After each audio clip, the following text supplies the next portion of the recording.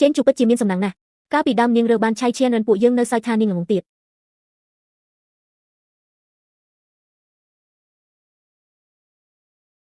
លោកគ្រូបាននិយាយថាអ្នកមានគុណចំពោះខ្ញុំពាក្យសន្យារបស់អមតៈមានតម្លៃដូចមាសអ្នកចង់បានអ្វីខ្ញុំនឹងយកព្រមទាំងអស់ក្នុងរយៈពេល5ឆ្នាំដែលខ្ញុំបានរើយកស៊ីវូឈិនខ្ញុំគិតរាល់ថ្ងៃថាចង់ឲ្យគេចូលមកនៅផ្ទះខ្ញុំគាត់ហាត់ដាវខ្ញុំធ្វើស្រែគាត់ហ្វឹកហាត់ខ្ញុំរកលុយ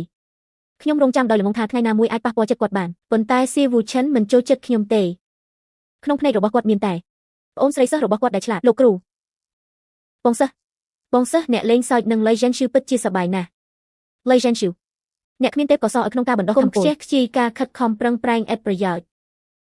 បងសិស្សអាយុជីវិតមនុស្សធម្មតាខ្លីណាស់មួយជីវិតគ្រាន់តែដូចមួយប៉ព្រិចភ្នែកដូច្នេះការជាប្តីប្រពន្ធសម្រាប់អមតៈក៏គ្រាន់តែជារឿងបណ្ដោះអាសន្នបើអ្នកព្យាបាលជំងឺរបស់ដេហ៊ុញឲ្យជាសះស្បើយអ្នកក៏មិនជំពាក់ខ្ញុំទៀតទេ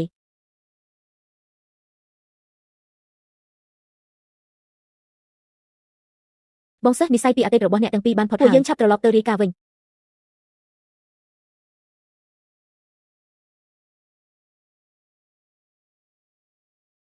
ចេញជួបពិតជាល្ងងមែនទែនអមតៈខឹងម្ដងតែជាយកទៅជួយឆ្កែអ្នកមានចៅជួយខ្ញុំបន្តិចបានទេជួយអ្វីរកប្តីម្នាក់ឲ្យខ្ញុំត្រូវតែសង្ហាឲ្យសុភាពមានបានហើយក៏មិនបោះបង់ប្រពន្ធកូនខ្ញុំមិនហ៊ានរកឲ្យអ្នកទេបើអីចឹងឆៃឈានមិនវាយខ្ញុំដោយរន្ទះទេ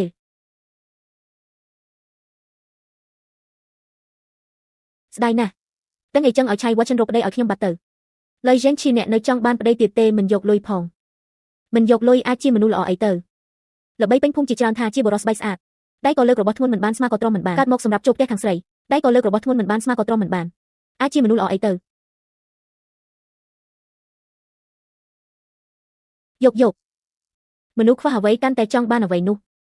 មុខមាត់របស់គាត់ដូចសុភាពបរោះពិតស្លូតបូតហើយសង្ហាគ្រួសារខ្ញុំ3ចំនួនមកហើយគ្មានអ្នករៀនសូត្រទេរូបរាងសុភាពបែបនេះពិតជាគួរឲ្យស្រឡាញ់សិនថងវែងគ្មានប្រពន្ធគ្មានឪពុកម្ដាយគ្មានបំណុលអាយុ25ខ្ញុំក៏គ្មានឪពុកម្ដាយគ្មានបំណុលដែរបរោះមុនបានខ្លាចជាអមតៈហើយរត់បាត់ទៅហើយខ្ញុំនឹងចិញ្ចឹមជ្រូកហើយដាំដីចំណែកអ្នកនៅផ្ទះដេប៉ះជួសជុលនឹងអានសៀវភៅយើងរស់នៅឲ្យបានល្អតើអ្នកយល់ព្រមទេរឿងនេះក៏សម្រេចហើយចៅយីងរឿងអរគុណនេះមិនបាច់ទេ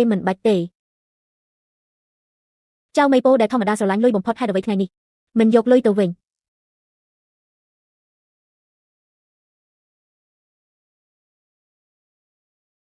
សិនថងខ្វាងមានរូបរាងសង្ហាល្អជាងស៊ីវូឈិនរាប់រយដងឃ្លានហើយមែនទេខ្ញុំទៅធ្វើស៊ុបមីឲ្យអ្នកមួយចានហើយជៀនស៊ុបធំ2គ្រាប់ទៀតធានាថាអ្នកនឹងឆ្អែតពេញពោះសិនថងខ្វាងញ៉ាំអាហារងាយថែទាំណាស់មិនដូចស៊ីវូឈិនដែលតែងតែធ្វើម្ហូបមានក្លិនមិនល្អក៏មិនដូចស៊ីយូដែលញ៉ាំតែស្លឹកបន្លែនៅតែសិនថងខ្វាងល្អជាងសិនថងខ្វាងសរសេរអក្សរបានស្អាតណាស់ថ្ងៃក្រោយគាត់បញ្ជីកនីមិនបាច់គូរូបទៀតទេតែបើគាត់មិនព្រមជួយខ្ញុំកនីវិញធ្វើម៉េចស៊ីអូឈិនច្បាស់ជាចេះតែគាត់មិនដែលជួយខ្ញុំទេស៊ីវូឈិនចាំងមកជឺបោកយកសុទ្ធមន់របស់ខ្ញុំអស់កន្លះកន្ត្រកទៀតហើយបើចង់បន្ទោសក៏បន្ទោសខ្លួនឯងទៅហើយអ្វីអ្នកអតីមិនត្រូវគេបោកខ្ញុំក្តៅខ្លួនខ្លាំងពេករហូតគិតអ្វីមិនសូវចេញខ្ញុំក៏មិនចង់ធ្វើជាមនុស្សងងដែរនោះជាមនុស្សបោកប្រាស់បងអ៊ូទ្រាំតែជារូបគំនូក៏ល្អហើយមិនឈឺក៏ល្អហើយបើមិនអីចឹងនឹងឈឺខ្លាំងណាស់មនុស្សងងអត់អីទេសិនមិនគិតគូជាមួយគេទេត្រូវរកវិធីឲ្យសិនថងខ្វាន់ជួយខ្ញុំគាត់កានី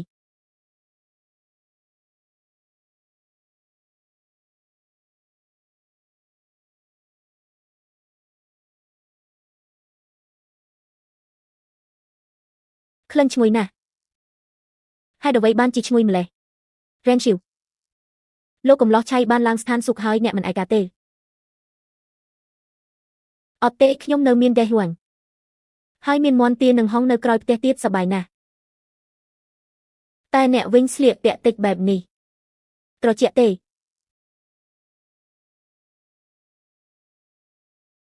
សិនថងខ្វាងមកតែម្នាក់ឯងសំបីតែសម្លៀកបំពាក់សម្រាប់ផ្លាស់ក៏គ្មានថ្ងៃស្អែកខ្ញុំនឹងទៅផ្សារលក់សុទ្ធទិញក្រណាត់ល្អពីរដុំធ្វើសម្លៀកបំពាក់ឲ្យអ្នកពីរឈុត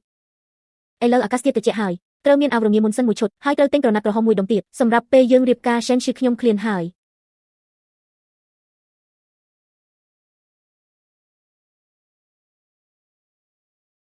ផ្ទះបាយយកខ្វក់អ្នកទៅរងចាំខាងក្រៅចុះនៅក្បែរអ្នកខណៈរងចាំអាហារឆ្អិនរួចរាល់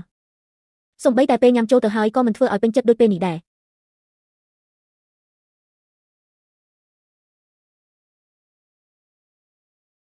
ប្រយ័ត្នក្តៅខាងក្រៅនោះជាជ័រមិនមែននៅខ្វក់ទេមិនដឹងថាគាត់នឹងដូចស៊ីវូឈិនឬអត់ឃើញដងធ្វើពីជ័រនឹងដៃខ្វក់របស់ខ្ញុំហើយជ្រួញចិញ្ចើមហើយនិយាយថាខ្វក់ hai đầu vây ban chia khọ từ vinh quát nhằm nhanh đó thằng này bất chỉ đôi bẩn đất đại khai khuôn pi cần trông không siêu phở ta pe cài quát nâng lút cần tươi cần trông tranh một tệ hai lật việt đại khuôn ảnh chân chủปรับขยมอมปีเรื่องរបស់អ្នកផង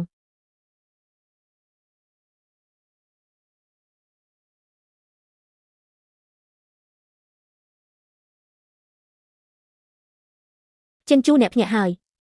នេះទាំងអស់នេះសុទ្ធតែអ្នកធ្វើមែនទេបើចូលមកជាកូនប្រសាហើយក៏មិនអាចញ៉ាំផឹកឥតគិតថ្លៃបានដែរតោះទៅថ្ងៃនេះមិនមែនជារឿងបន្ទាន់ទេយប់មិញអ្នកមិនបាននិយាយថាចង់ជួក្រណាត់ក្រហមរៀបការទេដៃរបស់ខ្ញុំគ្រើមកុំឲ្យគិតអ្នកនិយាយអ្វីហ្នឹងដៃរបស់ចិនជូកក់ក្ដៅជាងគេអូហូចិនជូនេះជាប្តីថ្មីរបស់អ្នកមែនទេពិតជាកំឡោះសង្ហាមែនទែនទោះជាដើរចេញមកពីក្នុងរូបគំនូអីចឹងលើកនេះអ្នកមេអាពីពីយ៉ាវមិនបានបោកអ្នកទេជំរាបសួរមីងលាវពីនេះទៅហ្សែនឈឺនៅក្នុងភូមិសូមរំខានមីងជួយមើលថែផងអូហូមាត់ផ្អែមម្លេះរ៉ែនឈឺពិតជាមានសំណាងណាស់យកទៅប្រើចោះជារង្វាន់ឲ្យខ្ញុំយកទៅស្ងោរស៊ុបផឹករ៉ែនឈឺអ្នកសប្បាយចិត្តណាស់មែនទេសប្បាយចិត្តណាស់កាលពីមុនពេលឆៃវ៉ាឈិននៅទីនេះគាត់មិនដែលព្រមដើរផ្លូវនេះជាមួយខ្ញុំទេគាត់តែងដើរនៅខាងមុខគេតើទៅតាមខ្យល់ខ្ញុំដេញតាមរហូតស្បែកជើងជ្រុះក៏អាចមើលឃើញតែស្រមោលក្នុងគាត់ប៉ុណ្ណោះពេលអ្នកភូមិសួរនាំគាត់តែងជ្រួញចិញ្ចាំដោយស្អប់ខ្ពើមនិយាយថាអ្នកប៊ូស្វែងរកធម៌មិនពាក់ព័ន្ធនឹងលោកីប្រាប់ខ្ញុំកុំឲ្យនិយាយផ្ដេសផ្ដាសនៅខាងក្រៅប៉ះពាល់ដល់កេរ្តិ៍ឈ្មោះគាត់នោះមិនចេះស្គាល់របស់ល្អទេរ៉ែនឈឺល្អយ៉ាងនេះគាត់មិនយកគឺជាការខាតបង់របស់គាត់ខ្ញុំក៏មិនល្អដែរកាលខ្ញុំអាយុ5ឆ្នាំភូមិយើងបានជួបទឹកជំនន់ធំមួយឪពុកម្ដាយខ្ញុំស្លាប់ដោយសារជំងឺទាំងអស់ខ្ញុំក្តៅខ្លួនខ្លាំងអស់រយៈពេល3ថ្ងៃ3យប់ពេលភ្ញាក់ឡើងខួរក្បាលខ្ញុំដូចជាគិតមិនសូវចេញគិតគូលេខក៏មិនត្រឹមត្រូវនិយាយក៏មិនសូវច្បាស់មនុស្សជុំវិញសុទ្ធតែនិយាយថាខ្ញុំជាមនុស្សឥតប្រយោជន៍និងជាបន្ទុកស៊ីវូឈិនប្រហែលក៏គិតដូចនេះដែរមនុស្សល្ងងគិតមិនសូវចេញក៏មិនអីទេពួកមនុស្សធម្មតាទាំងនោះធ្វើពុតជាខ្ពង់ខ្ពស់តែបែរជាចូលចិត្តប្លន់គេខួរក្បាលពួកគេវិញគិតបានល្អប៉ុន្តែចិត្តរបស់ពួកគេខ្មៅនិងត្រជាក់ចិត្តរបស់គុកខ្យងគឺជាអ្វីដែលស្អាតស្អំបំផុតនិងកក់ក្ដៅបំផុតក្នុងលោកនេះខ្ញុំសិនថងខ្វាងអ្វីដែលខ្ញុំចូលចិត្តបំផុតគឺរូបរាងមិនសូវឆ្លាតរបស់អ្នកនេះឯង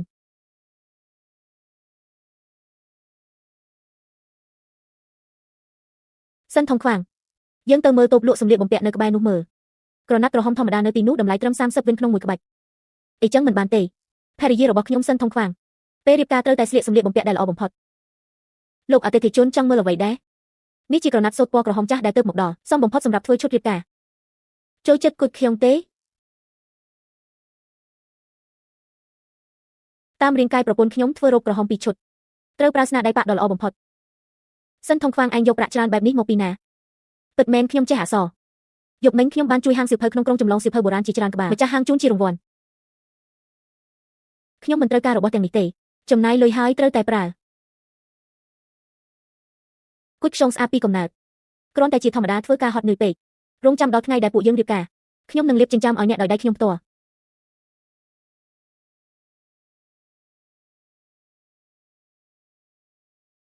លីចិនជូលើមុខអ្នកលាបអ្វីខ្វក់បែបនេះអាក្រក់នឹងគ្មានរសជាតិកុំឲ្យប្រឡាក់ភ្នែកខ្ញុំសិស្សច្បងនាងគុជខ្យងក៏មានបំណងល្អដែរគ្រាន់តែគ្រឿងផាត់មុខរបស់មនុស្សធម្មតានេះមានគុណភាពទាបពិតជាមិនស័ក្តិសមនឹងសម្រស់ដ៏វិសេសរបស់លីនឆឹងវឹងទេនាងគុជខ្យងក្រោយនេះកុំធ្វើអ្វីដែលមិនដូចខ្លាហើយបែរជាដូចឆ្កែទៀត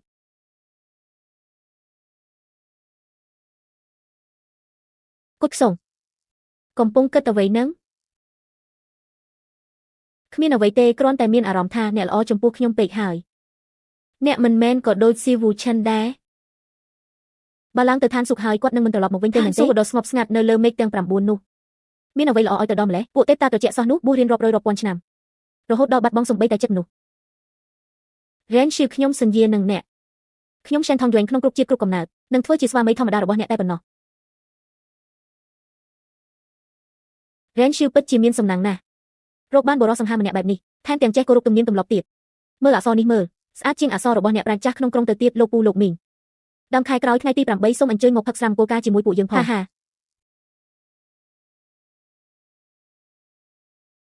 សែនថងយួនដៃរបស់អ្នកនេះតើធ្វើម៉េចបានជាស្អាតយ៉ាងនេះហេតុអ្វីកាត់បានស្អាតយ៉ាងនេះអ្នកចង់រៀនមែនទេខ្ញុំបង្រៀនអ្នកអូយខូចហើយវាខូចទៅហើយធ្វើថ្មីម្ដងទៀតទៅ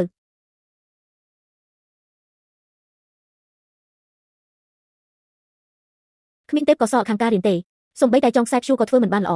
ខាតពេលឥតប្រយោជន៍រ៉ែនឈីវកំពុងគិតអ្វី Shen Thong Dueng អ្នកពិតជាល្អណាស់មនុស្សល្ងងនេះជាស្រាល្បីជាងគេនៅក្នុងក្រុងសាក់មើលទៅ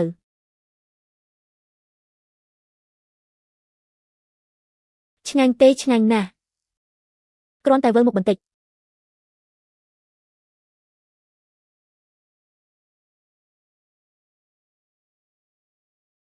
រ៉េនឈឺបើមានថ្ងៃណាមួយអ្នកដឹងថាខ្ញុំមិនមែនជាបុរសសុភាពទេតែជាមនុស្សម្នាក់ទាំងអាក្រក់ទាំងលោភលន់ដូចបិសាចអ្នកនឹងខ្លាចខ្ញុំទេមិនខ្លាចទេអ្នកកាប់អស់ចិញ្ចឹមមាន់ហើយជួយខ្ញុំកញ្ញាបញ្ជីថែមទាំងទិញសម្លៀកបំពាក់ពណ៌ក្រហមឲ្យខ្ញុំហាបិសាចណាមានចិត្តល្អដូចអ្នកថាអ្វីបើអ្នកចង់ញ៉ាំអីចឹងឲ្យអ្នកញ៉ាំចុះយ៉ាងណាក៏ដោយនៅលើโลกនេះក្រៅពីដេហ៊ួនក៏មានតែអ្នក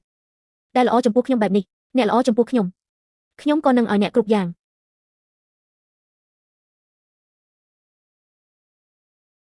មនុស្សល្ងងពិតជាមនុស្សល្ងងមែន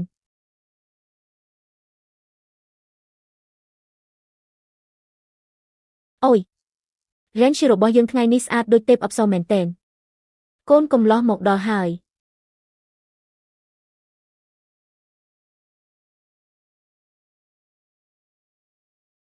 ខ្ញុំនឹងមកបំភ្លឺជីវិតអ្នកស្អាតណាស់អ្នកថ្ងៃនេះក៏ស្អាតដែរទៅចុះកូនក្រមុំអ្នកភូមិទាំងអស់កំពុងរងចាំហើយល្អណាស់គួរឲ្យគោរពណាស់ក្មេងនេះជីវិតលំបាកឥឡូវទីបំផុតក៏បានរៀបការបង្កើតគ្រួសារហើយសិនតូចចាប់ពីពេលនេះទៅអ្នកត្រូវមើលថែគេឲ្យបានល្អមេភូមិសូមកុំបារម្ភខ្ញុំសិនមួយជីវិតនេះនឹងមិនក្បត់ឡើយគោរពមេឃនឹងដី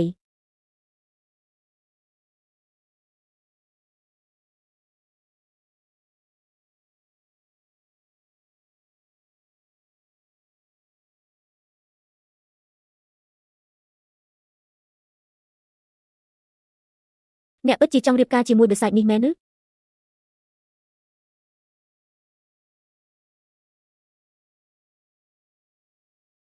អំតាក់ខឹងហើយក្មេងស្រីគត់ខ្យងនេះហេតុអ្វីបានជានាងទៅបង្ករឿងដល់អំតាក់លើមេឃលីចិនជូអ្នកពិតជាចង់រៀបការជាមួយបិសាចម្នាក់មែនឬ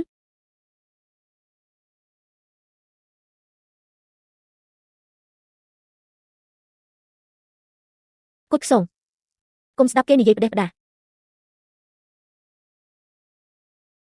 នេះគឺថងបង្ក្រាបបិសាចដែលជាវត្ថុមន្តអាគមរបស់លីងឆាន់ហ្វឹងបិសាចឲ្យនៅចំពោះមុខអំតាក់នេះអ្នកនៅចង់ធ្វើពុតរហូតដល់ពេលណាទៀត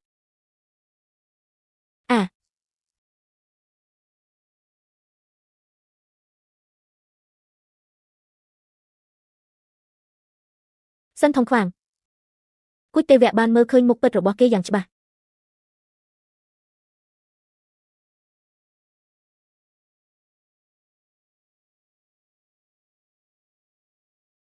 គេគឺជាថាវធាសត្វអាក្រក់ពីសម័យបុរាណកាលពី3ឆ្នាំមុនគេត្រូវបានគ្រូរបស់ខ្ញុំវាយរបួសយ៉ាងធ្ងន់ដោយដាវមួយតាហើយរត់គេចមកទីនេះគេតែងតែកុហកថាគេចំពោះអ្នកដោយស្មោះស្ម័គ្រតាមពិតគេចង់បានតែចិត្តស្មោះរបស់មនុស្សធម្មតាដូចអ្នកគេចង់ស៊ីបេះដូងរបស់អ្នកដើម្បីស្ដារកម្លាំងរបស់គេឡើងវិញកុំមើលគត់ខ្យងកុំមើលខ្ញុំ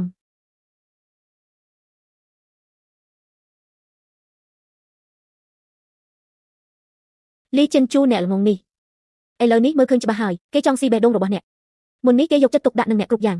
ថែមទាំងនាំអ្នកទៅទិញសម្លៀកបំពាក់តាមពិតគ្រាន់តែជាវិធីចិញ្ចឹមសត្វដែលគេចង់ប្រមាញ់បើមិនមែនដោយសារខ្ញុំមកដល់ថ្ងៃនេះទេអ្នកប្រកាសជាខ្លាចជាវិញ្ញាណអ្នកស្លាប់នៅក្នុងពោះរបស់គេទៅហើយ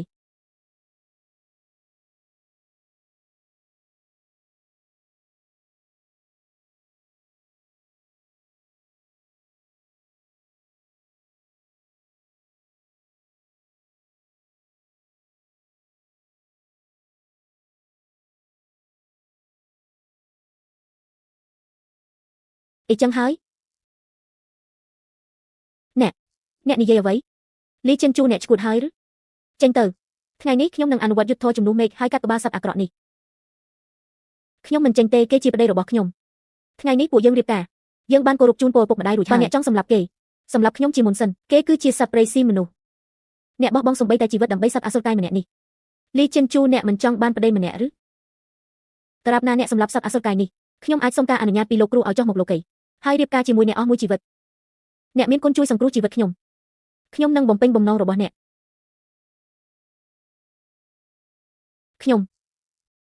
ខ្ញុំមិនត្រូវការស៊ីវូឆិនទេខ្ញុំលីចិនជូលែងត្រូវការអ្នកទៀតហើយលីចិនជូអ្នកមិនខ្លាចខ្ញុំទេមិនខ្លាចទេមើលទៅថងរបស់អ្នករលងទៀតហើយខ្ញុំនឹងជួយចង់វាឲ្យជាប់វិញលីចិនជូអ្នកពិតជាសុខចិត្តបន្ទាបខ្លួនដល់ថ្នាក់នេះមែនឬ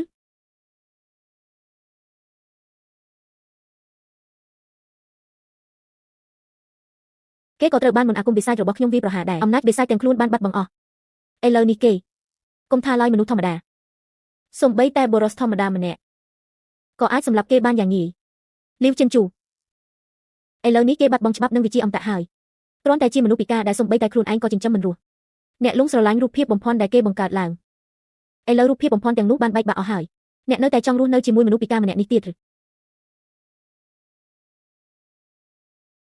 មនុស្សពិការសេអមតៈ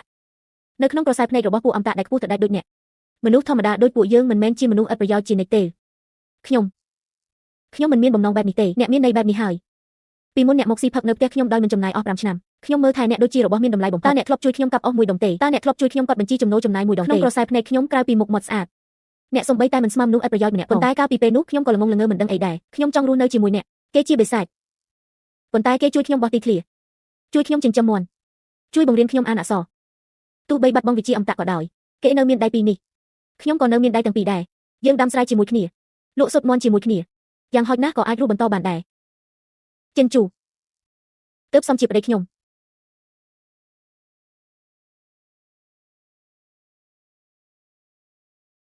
ប្តីឲ្យយើងរៀបចំឲ្យស្រួលបន្តិចយប់នេះសម្រាប់តាមសម្រួលសិនទៅឲ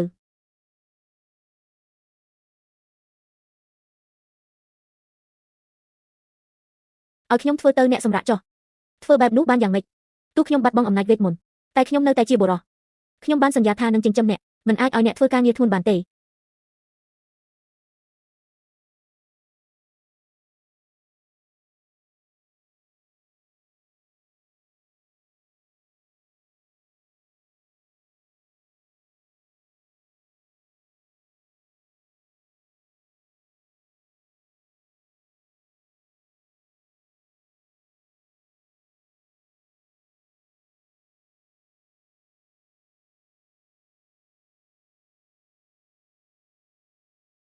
របស់នេះរបស់คล้ายคล้าย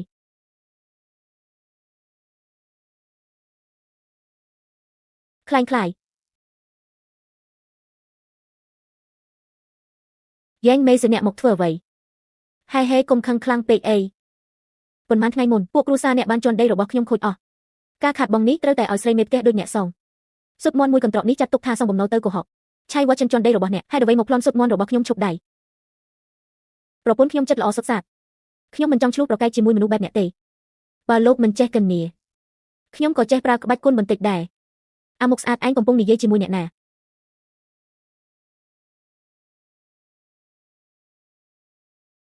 ឈឺណាស់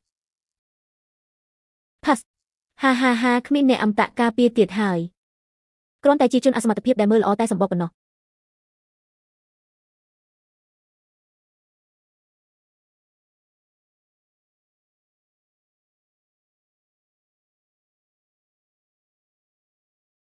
ចាំឲ្យអាទិទេពនេះស្ដារធម្មពលវិញសិនខ្ញុំនឹងហែកយកបេះដូងនិងសួតរបស់អាយ៉ែងមេសនោះចេញធ្វើជាមួយស្រាសុំទោសណាភើខ្ញុំចង់ជួយអ្នកកាលពីមុននៅក្នុងកុលសម្ព័ន្ធខ្ញុំក្មេងជាងគេខ្ញុំរស់បាន100ឆ្នាំមិនដែលចាញ់អ្នកណាទេខ្ញុំគិតថាខ្ញុំអាចឈ្នះគាត់បានមនុស្សរងងឈឺទេមិនឈឺទេមិនឈឺសោះគ្រាន់តែខ្មាស់គេបន្តិចភើតើអ្នកគិតថាខ្ញុំគ្មានប្រយោជន៍ទេមិននឹងអាចទៅរួចអ្នកពូកែបំផុតនៅក្នុងចិត្តខ្ញុំនឹងហើយមើលអាយ៉ែងមេសនោះទៅឈ្នះហើយបានអីគ្មានប្រពន្ធការពារគួរឲ្យអាណិតណាស់គូចរបស់គ្រួសារយើងទើបតែប្រថុយជីវិតការពារខ្ញុំ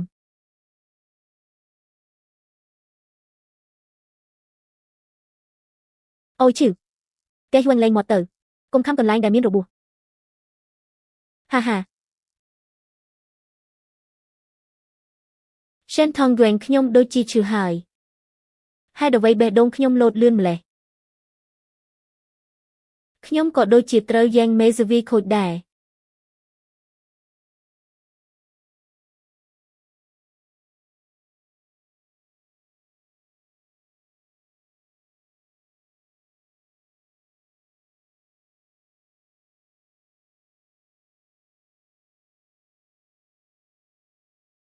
ខ្ញុំយកពងមាន់របស់អ្នកមកវិញហើយអាអនពៀវនោះលែងហ៊ានប្លន់ពងមាន់របស់អ្នកទៀតហើយអ្នកទៅជួយយកពងមាន់ឲ្យខ្ញុំវិញមែនទេ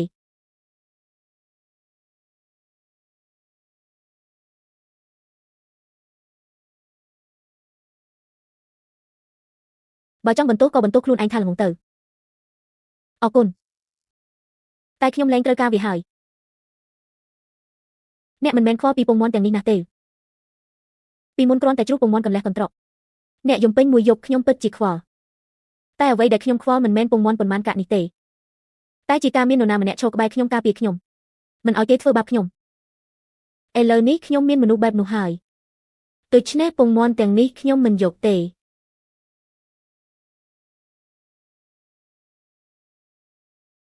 នៅឆ្ងាយពីគេទៅអ្នកគឺជាកម្មស្នេហារបស់ខ្ញុំក្រោយពេលឡើងឋានអារម្មណ៍ស្នេហាមិននឹងណ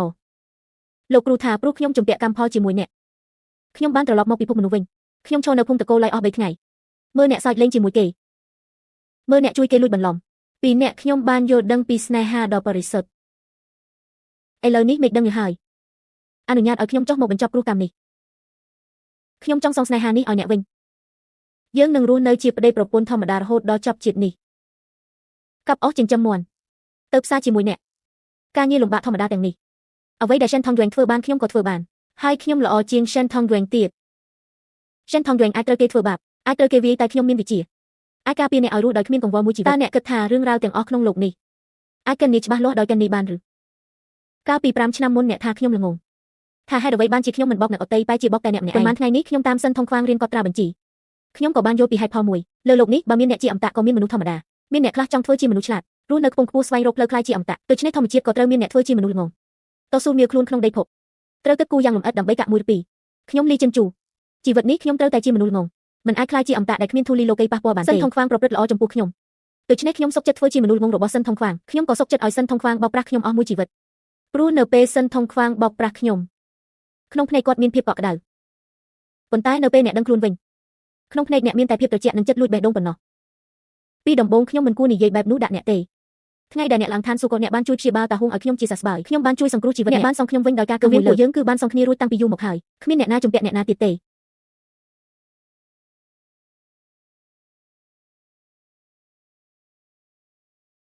គុជខ្ញុំស្ពើចាប់ពីពេលនេះទៅខ្ញុំនឹងមិនកុហកអ្នកទៀតឡើយប្រសិនបើខ្ញុំកុហកអ្នកសូមឲ្យរន្ទះពីស្ថានសួគ៌បាញ់ខ្ញុំរហូតរលាយជាភេសមនុស្សល្ងងរន្ទះពីស្ថានសួគ៌មិនចង់បាញ់អ្នកទេ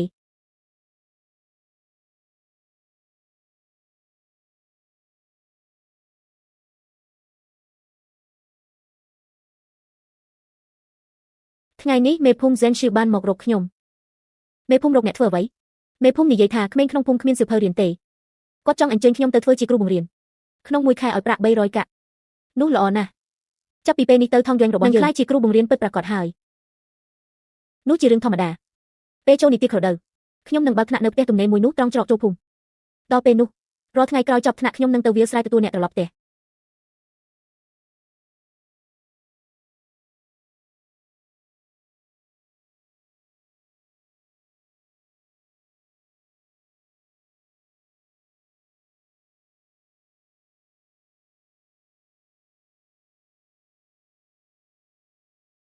អាអាអា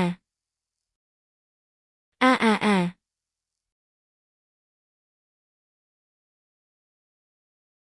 យ៉ាងសិនម៉ូជេតាមខ្ញុំចូលមក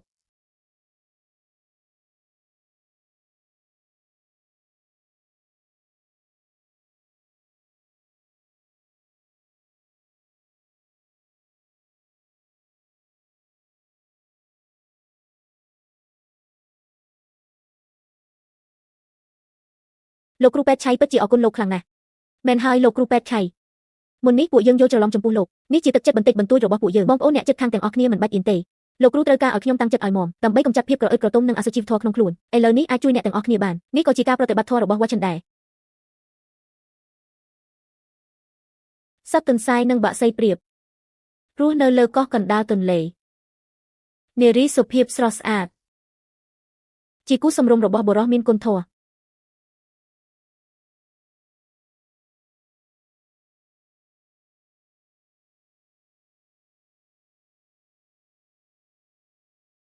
រ៉ៃស៊ីវ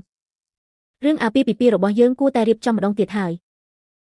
ដល់ពេលរៀបការហើយគឺគួររៀបការឥឡូវនេះហើយពិធីមង្គលការលើកមុនត្រូវបានបំផ្លាញខ្ញុំមិនទាន់បានរៀបការជាមួយកូនក្រមុំផងលើកនេះខ្ញុំនឹងផ្ដល់ឲ្យយ៉ែនឈីនៅពិធីមង្គលការដ៏សុខសាន្តមួយគ្មានអ្នកណាមកបង្កការរំខានបានទេឡ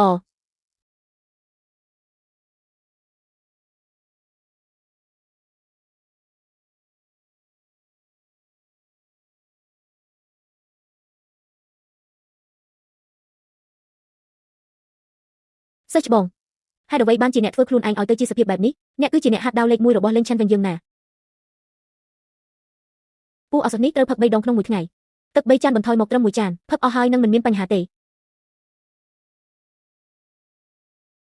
ប្អូនស្រីត្រឡប់ទៅកាន់ខ្យល់ព្រឹកព្រលឹមរបស់អ្នកទៅពិភពលោកមនុស្សធម្មតាក៏ល្អណាស់ប្រអប់ថ្នាំរបស់ខ្ញុំនៅមិនទាន់ពេញផង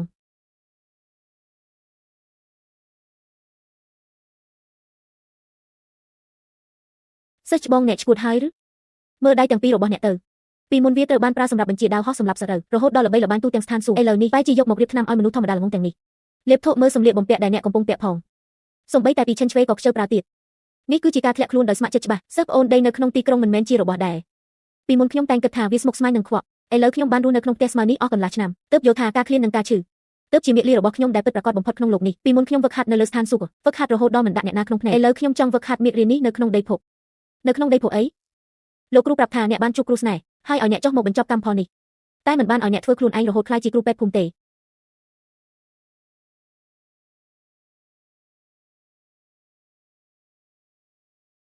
លោកស្រីសិស្សការឈ្នះដោយពាក្យសម្ដីមិនអាចបង្ហាញពីភាពខ្ពង់ខ្ពស់របស់អ្នកជាអមតៈបានទេភរិយារបស់ខ្ញុំពិតជាមិនសូវឆ្លាតមែនប៉ុន្តែនាងចេះយកចិត្តទុកដាក់អ្នកដទៃនាងដឹងថាអ្វីទៅជាចិត្តស្មោះមិនដូចអមតៈស្រីខ្លះដែលឈោកខ្ពស់លើគេឡើយក្នុងភ្នែករបស់នាងក្រៅពីផែនទីអមតៈនិងសម្បត្តិវេទមន្តគឺគ្មានអ្វីផ្សេងទៀតឡើយអាចារ្យឲ្យអាក្រក់ឯងនេះក៏ហ៊ានមកអប់រំអមតៈស្រីនេះដែរបងសិស្សច្បងអ្នកបែរជាការពារបិសាចម្នាក់ឬគាត់មិនបានសម្លាប់អ្នកណានៅក្នុងពិភពមនុស្សទេឥឡូវនេះគាត់ក៏ជាមនុស្សធម្មតាដែរបើអ្នកនៅតែវាយប្រហារគាត់ទៀតនោះមានន័យថាអ្នកមិនគោរពខ្ញុំត្រឡប់ទៅលីងឆាន់ហ្វឹងទៅកុំមករំខានការប្រតិបត្តិរបស់ខ្ញុំទៀត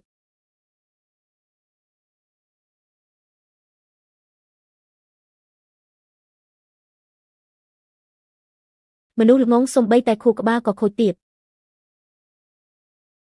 មែនហើយស៊ីយូនិយាយមិនខុសទេខ្ញុំពិតជាមនុស្សល្ងងម្នាក់កាលពីអាយុ5ឆ្នាំខ្ញុំក្តៅខ្លួនរហូតធ្វើឲ្យខួរក្បាលខូចជីវិតនេះទាំងមូលខ្ញុំប្រហែលមិនអាចយល់ដឹងបានទេគុតខ្សងលោកគ្រូពេទ្យសៀមមករកថ្នាំទៀតហើយពាក្យដែលប្អូនស្រីនិយាយមុននេះបងគុំយកមកដាក់ក្នុងចិត្តអីគាត់ត្រូវលោកគ្រូស្រឡាញ់តាមចិត្តពេកហើយទើបមិនស្គាល់កម្ពស់មេឃជម្រៅដីមិនអីទេអ្វីដែលគាត់និយាយគឺជាការពិតតាមឡាយខ្ញុំក៏ល្ងងមែនពីមុនអ្នកក៏និយាយពីខ្ញុំបែបនេះដែរខ្ញុំធ្លាប់នឹងវាហើយសុំទោសគុតខ្យងពីមុនខ្ញុំក្រអឺតក្រទុំពេកខ្ញុំគិតថាបើខ្ញុំផ្ដោតតែទៅលើការស្វែងរកមាគ្រីស្ថានសួគ៌ខ្ញុំអាចមើលរំលងអ្វីទាំងអស់នៅលោកីបានខ្ញុំស្អប់អ្នកធ្វើបាបអ្នកតាមពិតគឺគ្រាន់តែបិទបាំងភាពអសមត្ថភាពរបស់ខ្ញុំប៉ុណ្ណោះខ្ញុំមិនអាចឆ្លងកាត់រន្ទះគ្រូបានព្រោះខ្ញុំមិនដែលមានចិត្តដែលយល់ដឹងពិតប្រាកដអំពីមេត្តាករុណានិងសេចក្តីស្រឡាញ់រយៈពេលកន្លះឆ្នាំនេះខ្ញុំមើលអ្នកអមសិនថងខ្វាងកាប់អស់មើលអ្នកធ្វើនំប៉ាវឲ្យគាត់មើលអ្នកទាំងពីរសាយក្រោមពន្លឺព្រះច័ន្ទទើបខ្ញុំយល់អ្វីដែលខ្ញុំធ្លាប់ស្វែងរកដូចជាអាយុវែងមិនចេះចាស់ហោះឡើងទៅលើមេឃសុទ្ធតែមិនអាចប្រៀបនឹងស៊ុបស៊ុតក្តៅមួយចានដែលអ្នកធ្លាប់ឲ្យខ្ញុំបានទេប៉ុន្តែខ្ញុំបែរជាចាក់ស៊ុបស៊ុតចាននោះចោលបានបំផ្លាញចិត្តស្មោះរបស់អ្នកគុជខ្យងឥឡូវនេះខ្ញុំមិនសុំឲ្យអ្នកអភ័យទោសឲ្យខ្ញុំទេខ្ញុំគ្រាន់តែចង់នៅក្នុងភូមិនេះខិតខំធ្វើអំពើល្អឲ្យបានច្រើនតាមដែលអាចធ្វើបានជួយអ្នកទាំងអស់គ្នារក្សាសេចក្តីសុខសាន្តនេះសៀវូឈិនរឿងពីមុនទុកឲ្យវាកន្លងផុតទៅចុះឥឡូវនេះខ្ញុំរស់នៅបានយ៉ាងល្អសិនថងខ្វាងប្រព្រឹត្តល្អចំពោះខ្ញុំណាស់ខ្ញុំក៏ចូលចិត្តជីវិតបច្ចុប្បន្នរបស់ខ្ញុំខ្លាំងណាស់អ្នកក៏ធ្វើជាលោកគ្រូពេទ្យស៊ីឲ្យបានល្អទៅអ្នកភូមិទាំងអស់សុទ្ធតែដឹងគុណអ្នកណាស់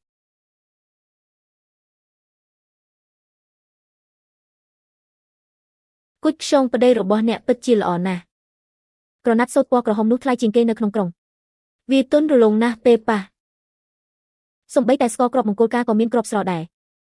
សៅសិនពិតជាហ៊ានចំណាយមែនលុយណាស់អ្នកមីងឥឡូវគាត់ធ្វើជាគ្រូបង្រៀនធ្វើម្ហូបមួយខែគាត់បាន300កាក់បាទប្តីអ្នកពិតជាមានសមត្ថភាពមែនចេះអក្សរហើយក៏ចេះគោរពមារយាទលើកនេះរៀបការហើយត្រូវរៀបចំឲ្យអធិកអធមទៅ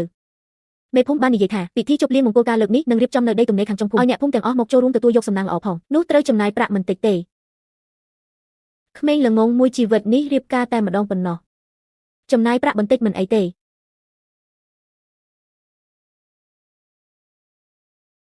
គុជខ្យងមើលនេះតើជួសជុលបែបនេះបានទេ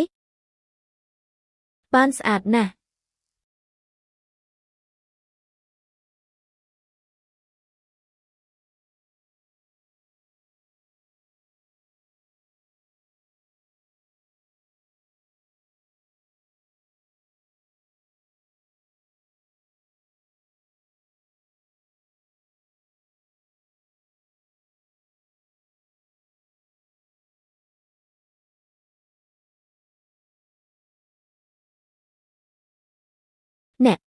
អ្នកមកធ្វើអ្វី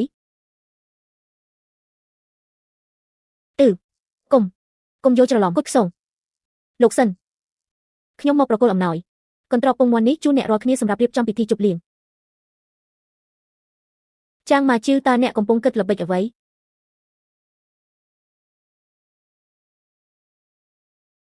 លោកចាំងសូមកុំបារម្ភជំងឺម្ដាយលោកលែងធ្ងន់ធ្ងរទៀតហើយ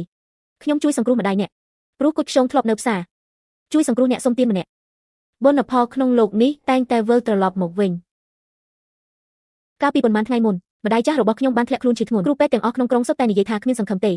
គឺគ្រូពេទ្យសៀននៅមាត់ភូមិដែលមិនប្រកាន់គំនុំបាននៅយាមក្បែរក្រែម្ដាយខ្ញុំ3ថ្ងៃ3យប់ជាប់គ្នាហើយប្រើការចាក់ចូលដើម្បីទាញនាងត្រឡប់ពីមាត់ទ្វារមរណៈគុជខ្យងពីមុនគឺខ្ញុំយ៉ាងមេសដែលដណ្ដើមពងមាន់របស់អ្នកហើយថែមទាំងវាលោកតូចចិនទៀតពងមាន់ទាំងនេះទុកជាការសុំទោសពីខ្ញុំពីពេលនេះទៅពេលអ្នកទៅលក់របស់នៅទីប្រជុំជនតារាប់ណាមានខ្ញុំយ៉ាងមេសនៅគ្មានអ្នកណាហ៊ានមកធ្វើបាបអ្នកទេបងយ៉ាងភ្ញៀវមកដល់ហើយប្រញាប់ចូលមកអង្គុយសិនខ្ញុំទទួលយកពងមាន់ទាំងនេះហើយថ្ងៃពិធីមង្គលការអ្នកត្រូវតែមកផឹកស្រាមង្គលការផងអូបានប្រកាសជាមក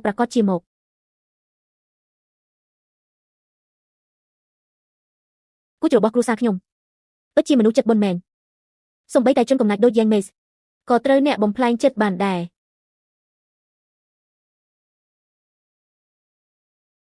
ថងហ្វេងសម្បត្តិនេះផ្ញើជូនមេភូមិសម្បត្តិនេះផ្ញើជូនអ្នកមីងលាវបានហើយស្ដាប់តាមភរិយាទាំងអស់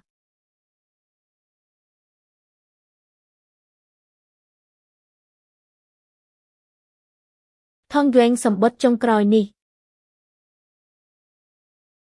យកទៅជូនលោកគ្រូពេទ្យឆៃផងអ្នកមិនប្រកាន់ទេឬមិនប្រកាន់ទៀតទេក្នុងរយៈពេលកន្លះឆ្នាំនេះឆៃវ៉ាចិនបានជួយព្យាបាលអ្នកភូមិហើយបានជួយសង្គ្រោះម្ដាយរបស់យ៉ាងមេសផងដែរហើយក៏បានជួយកូនក្មេងជាច្រើនអ្នកនៅក្នុងភូមិផងដែរទោះបីជាឆៃវ៉ាចិនធ្លាប់ជាទេវៈក៏ដោយឥឡូវនេះនៅក្នុងដីពួកនេះក៏អាចនិយាយបានថាបានបណ្ដុះចិត្តមេត្តាខ្លះដែររ៉េនឈឺអ្នកមកទីនេះធ្វើអ្វីតើមានអារម្មណ៍មិនស្រួលទេខ្ញុំសុខសប្បាយណាស់ថ្ងៃស្អែកខ្ញុំនឹងថងយងរៀបការហើយបើអ្នកទំនេរសូមមកផឹកស្រាអបអសាទរផងអ្នកភូមិទាំងអស់ក៏នៅទីនោះដែររ៉េងមេសក៏មកដែរបានខ្ញុំពិតជានឹងទៅ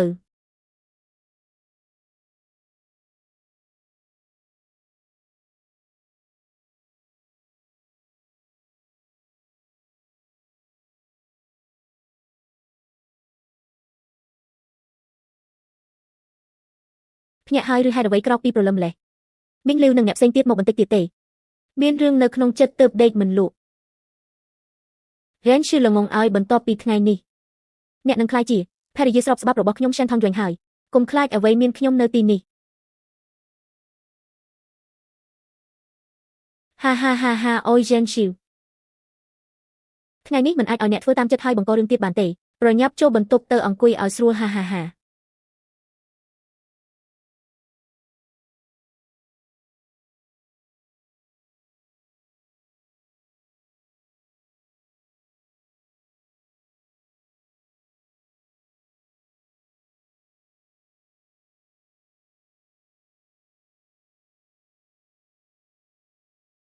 មួយជ្រុងនាំសំណាងច្រើនពីរជ្រុងនាំអាយុយឺនយូរច្រើនបីជ្រុងកូនចៅពេញផ្ទះគុជខ្យងរបស់យើងជាមនុស្សមានសំណាងណាស់បានរកប្តីល្អដែលចេះយកចិត្តទុកដាក់ដល់នាងស្អាតណាស់បើពុកម្ដាយរបស់អ្នកនៅរស់ពួកគាត់ច្បាស់ជាសប្បាយចិត្តណាស់លើកនេះខ្ញុំលែងជានារីជនបទដ៏ទាបតែតែងតែរត់តាមពីក្រោយទេវតាទៀតហើយខ្ញុំលីចិនជូគឺជាកូនក្រមុំដែលសិនថងខ្វាងរៀបការយកមកដោយចិត្តស្មោះ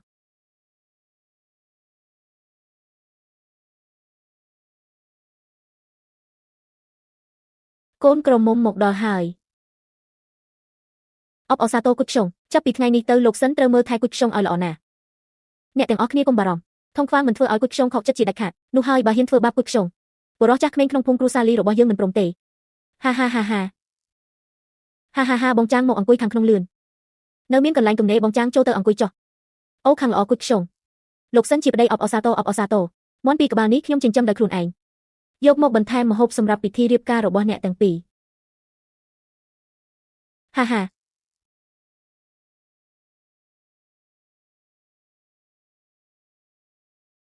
លោកគ្រូពេទ្យស៊ីហេតុអ្វីបានជាអង្គុយនៅទីនោះមកផឹកស្រាអបអរការមង្គលនៅទីនេះសិនអរគុណលោកមេភូមិខ្ញុំនឹងអង្គុយនៅទីនេះមើលថែជេនជូគ្រាន់តែមើលថែអ្នកទាំងអស់គ្នាក៏បានហើយ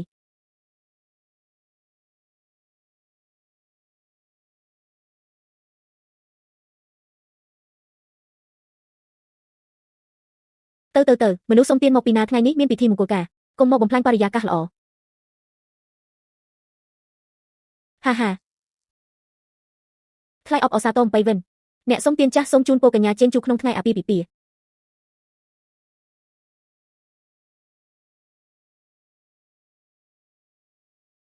នេះគ្រាន់តែជារូបគូដោយថ្នាំពណ៌ជាមនុស្សបោកប្រាស់ទេទៅចុះល្អហើយមិនឈឺក៏ល្អហើយបើមិនដូច្នោះទេនឹងឈឺចាប់ខ្លាំងណាស់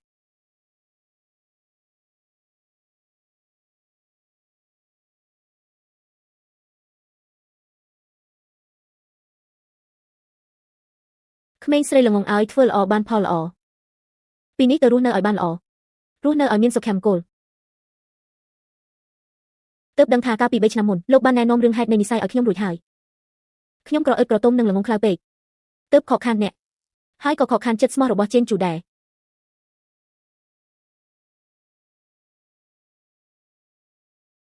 ជេនជូខ្ញុំឃើញហើយដល់ពេលគោរពអាពាហ៍ពិពាហ៍ហើយគោរពមេឃនឹងដេម្ដងទី1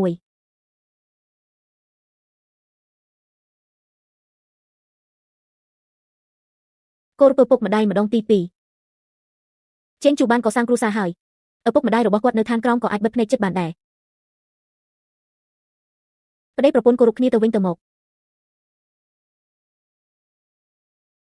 ពិធីបានបញ្ចប់ចូលបន្ទប់កូនក្រមុំបានហើយ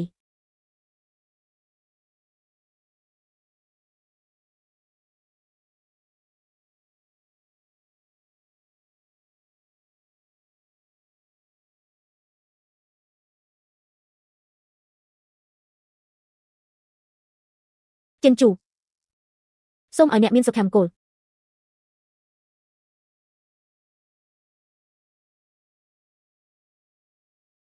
Shen Tong Guang អ្នកតើអ្នកធ្លាប់ធ្វើរឿងអាក្រក់ទេខ្ញុំនិច្ឆ័យវ៉ាចិននិយាយថាអ្នកគឺជាសត្វកំណាចបុរាណថៅរីនោះជាបិសាចដែលអាចលេបត្របាក់មេឃនឹងដីបានបើអ្នកធ្លាប់ធ្វើរឿងអាក្រក់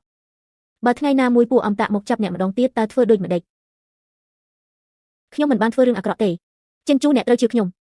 ឆៅស៊ីដែលធ្វើអំពើអាក្រក់នឹងសម្លាប់មនុស្សគ្រាន់តែចេញក្រៅភ្លាមនឹងត្រូវរន្ទះស្ថានសួគ៌កំតិចពួកឆៅរីដ៏ឆ្លាតវៃរបស់ពួកយើងមិនដែលមើលឃើញការសម្លាប់មនុស្សថាសំខាន់ឡើយគ្រប់គ្នាបានរៀនប្រើបំណងប្រាថ្នាដើម្បីដោះដូរជាមួយមនុស្សធម្មតាបដូរយកចិត្តស្មោះដែលពួកគេសុខចិត្តឲ្យមកបរិភោគបែបនេះមិនប៉ះពាល់ដល់ច្បាប់ស្ថានសួគ៌ទេហើយថែមទាំងបង្កើនកម្រិតកម្លាំងបានទៀតកាលពី3ឆ្នាំមុនខ្ញុំលំបាកណាស់ទើបធំដល់អាយុ100ឆ្នាំអាចចុះពីភ្នំទៅវឹកហាត់បានអ្នកណាទៅដឹងថាទើបតែចេញពីភ្នំភ្លាមនោះខ្ញុំមិនទាន់បានដកដង្ហើមក្តៅផងក៏ត្រូវលោកគ្រូសៀវូឈិនចាក់មួយដាវបុរសចំណាស់នោះកាចខ្លាំងណាស់ដាវមួយនោះស្ទើរតែកាប់ខ្ញុំជាពីរផ្នែកគាត់មិនឲ្យខ្ញុំស៊ីបេះដូងមនុស្សថែមទាំងជេរខ្ញុំថាល្ងងគាត់និយាយថាទោះខ្ញុំប្រែជាមនុស្សហើយក៏ដោយតែចម្រៅក្នុងខ្លួននៅតែជាសត្វដែលមិនចេះគិតទោះហាត់វិជ្ជាអស់10000ឆ្នាំក៏មិនអាចសម្រេចមាគ្រាបានដែរពេលនោះខ្ញុំឆ្លាតខ្លាំងណាស់មិនសុខចិត្តទេជាធម្មតាខ្ញុំត្រូវសួរគាត់ថាហេតុអ្វីបុរសចំណាស់នោះក៏ដាក់ដាវទៀតចុះហើយញឹមប្រាប់ខ្ញុំថាថ្ងៃណាមួយនៅពេលដែលអ្នកជួបបេះដូងមួយដែលសុខចិត្តឲ្យអ្នកស៊ីតែអ្នកបែរជាមិនដាច់ចិត្តស៊ីវាកូនក្មេងដូចអ្នកទើបអាចចាត់ទុកថាបានទទួលពិតប្រាកដពេលនោះខ្ញុំមិនយល់ទេគ្រាន់តែគិតថាបុរសចំណាស់នោះឈួតរហូតដល់ខ្ញុំបានជួបជិនឈឺហើយអ្នកធ្វើនំស្ករត្នោតឲ្យខ្ញុំទៅលក់សុទ្ធនៅផ្សារជាមួយខ្ញុំយប់នោះខ្ញុំបានសួរអ្នកថាចង់ឲ្យខ្ញុំស៊ីបេះដូងអ្នកទេអ្នកបែរជាយល់ព្រមយ៉ាងងាយស្រួលយ៉ាងឈឺតើអ្នកដឹងទេនៅពេលនោះខ្ញុំឈឺចាប់ត្រង់នេះខ្លាំងណាស់ពេលនោះទើបខ្ញុំយល់ពាក្យរបស់តាចាស់នោះខ្ញុំគិតថាជីវិតនេះរបស់ខ្ញុំមិនអាចក្លាយជាស្ដេចដ៏អស្ចារ្យម្នាក់បានទេព្រោះខ្ញុំសុខចិត្តពេញមួយជីវិតគ្មានវិជ្ជាមន្តអាគមរស់ជាមនុស្សធម្មតាដែលគ្មានប្រយោជន៍ម្នាក់ក៏មិនព្រមធ្វើឲ្យអ្នករបួសសំបីតែម្រាមដៃមួយសំណាងហើយពេលនោះខ្ញុំមិនបានញ៉ាំបើមិនដូច្នោះទេជីវិតនេះខ្ញុំក៏មិនអាចញ៉ាំនំស្ករធ្វើពីគុជបានទៀតទេ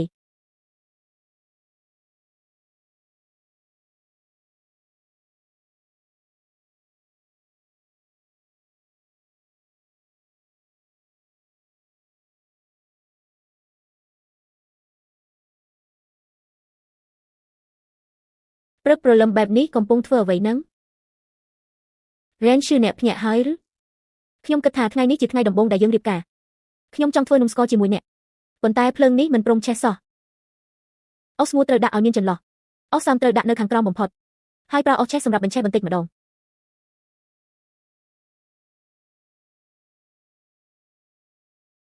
ប្រពន្ធអ្នកពូកែមែនទែននេះមានអ្វីអស្ចារ្យទៅកសិករត្រូវធ្វើការងារនេះរាល់ថ្ងៃទៅលាងមុខឲ្យស្អាតទៅបន្តិចទៀតមកសាកស្នាដៃខ្ញុំទៅ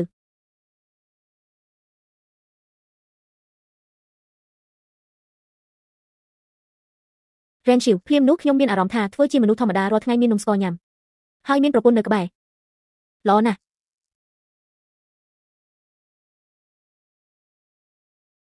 ពាក់កណ្ដាលខែហើយនៅតែរត់រវល់ជិះឡានក្រុង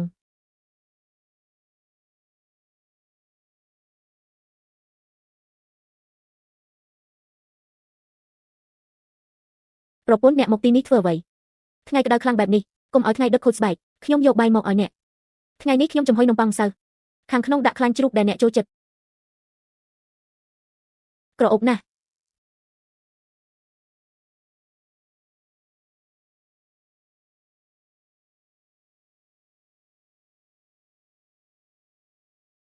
រយៈពេលនេះគាត់ពិតជាដូចគ្រូពេទ្យធម្មតាម្នាក់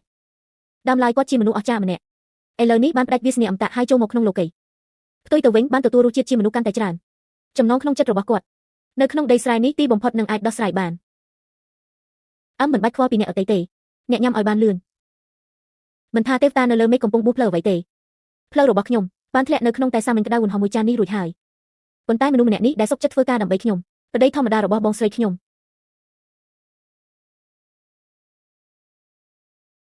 លោក Shen តូច Ren ឈឺបើកទ្វារលឿនឡើងលោក Shen នោះឯងលោកគ្រូពេទ្យឆៃនិយាយថា Warner មានជំងឺខ្យល់ត្រជាក់ត្រូវការ Giant Grass ដើម្បីបន្ថយកម្ដៅប៉ុន្តែអស់នៅកន្លែងគាត់ត្រូវបានប្រើអស់នៅពេលថ្ងៃលោកគ្រូពេទ្យឆៃនិយាយថានេះដុះតែនៅច្រាំងថ្មចត់បំផុតលើភ្នំខាងជើងភ្លៀងធ្លាក់ខ្លាំងពេកដូច្នេះមិនអាចឡើងទៅបានទេអ្នកពីមុនជាអ្នករស់នៅក្នុងភ្នំតើដឹងទេថានៅកន្លែងណាមានទៀតឡងហ្គួងកុំទៅគ្រោះថ្នាក់ពេកហើយភ្លៀងធ្លាក់ខ្លាំងបែបនេះផ្លូវភ្នំក៏ចោលទៀតក្មេង Zen ឈីចិត្តទ្រាំមិនបានហើយ Ren ឈីខ្ញុំជាគ្រូរបស់គាត់ជាសិស្សរបស់ខ្ញុំជឿខ្ញុំពីមុនខ្ញុំជាសត្វទេវតារាងកាយខ្ញុំរឹងមាំជាងមនុស្សធម្មតាគាត់ជាអាចត្រឡប់មកដោយសុវត្ថិភាពខ្ញុំទៅជាមួយអ្នកផ្លូវភ្នំអើអ្នកនៅផ្ទះទៅជួយឡៃ Shen មើលក្មេងហើយដាំទឹកក្តៅខ្លះខ្ញុំនឹងត្រឡប់មកវិញភ្លាម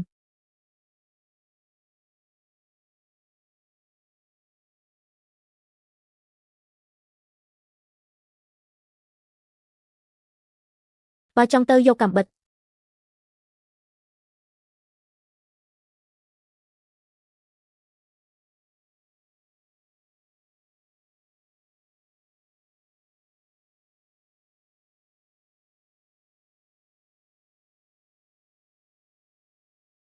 ពីមុនខ្ញុំតែងគិតថាពួកបិសាចគ្មានមេត្តា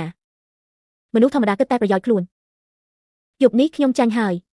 អ្នកអាចលះបង់ជីវិតដើម្បីក្មេងធម្មតាម្នាក់ដោយទៅប្រមូលថ្នាំនៅច្រាំងភ្នំដ៏គ្រោះថ្នាក់ចំណែកខ្ញុំកាលពីមុនខ្ញុំគ្រាន់តែប្រើដាវមើលពួកគេពីលើប៉ុណ្ណោះ Shen Tongduan Ren Xiu មិនបានមើលខុសអ្នកទេនោះជាការពិតចិត្តរបស់ Ren Xiu កក់ក្ដៅបំផុតពេលខ្ញុំរៀបការជាមួយនាងហើយ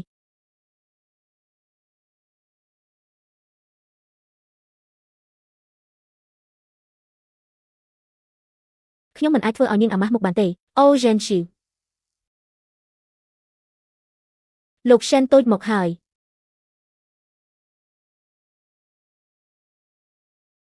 ពូយ៉ាងអរគុណច្រើនអរគុណអីទៅថ្ងៃក្រោយនៅផ្សារនេះដរាបណាមានខ្ញុំយ៉ាងមេសនៅមើលថាអ្នកណាហ៊ានមករករឿងប្តីប្រពន្ធអ្នកទៀតសុទ្ធទាំងនេះលក់យ៉ាងម៉េចបីកាក់បានពីរលោកភ្ញៀវទាំងនេះទើបយកចេញពីទ្រុងមាន់នៅព្រឹកនេះស្រស់ណាស់បានហើយខ្ញុំយកទាំងអស់ថ្លឹងឲ្យខ្ញុំមើលថាមានប៉ុន្មានជីនសរុបមាន10ជីន4លាងគិតតាម3កាក់បានពីមួយកន្ត្រកនេះអត្ថបទមាក៏ប្រហែល80គ្រាប់ប៉ុណ្ណោះខ្ញុំបត់ប្រអប់មួយឲ្យអ្នកគិតត្រឹម20កាក់បានទេលោកម្ចាស់តើជញ្ជីងរបស់អ្នកនេះមានល្បិចអ្វីមែនទេប្រពន្ធខ្ញុំគិតយឺតបន្តិចមិនមែនមានន័យថាខ្ញុំទន្យាមិនបានទេពងមាន់ក្នុងកន្ត្រកនេះសុទ្ធតែមានទំហំស្មើគ្នាមួយគ្រាប់មានទម្ងន់ប្រហែល1តម្លឹង10ជីន4ឡាំងនោះគឺមានពងមាន់ដល់ទៅ104គ្រាប់អ្នកប្រើជញ្ជីងដែលបន្ថែមសំក្នុងនេះបកកសិករក្រីក្រទូទៅក៏ចាត់ទុកទៅប៉ុន្តែអ្នកសំបីតែកញ្ញាលុយក៏មិនច្បាស់ ពង2គ្រាប់3កាក់104គ្រាប់គួរតែស្មើ155មួយកាក់អ្នកឲ្យតែ20កាក់លោកម្ចាស់អ្នកមកទិញពងមាន់ឬមកប្លន់គេនឹងអ្នកនិយាយអ្វីផ្ដេសផ្ដាសមិនលក់ក៏មិនលក់ខ្ញុំក៏មិនចង់បានដែរអ្នក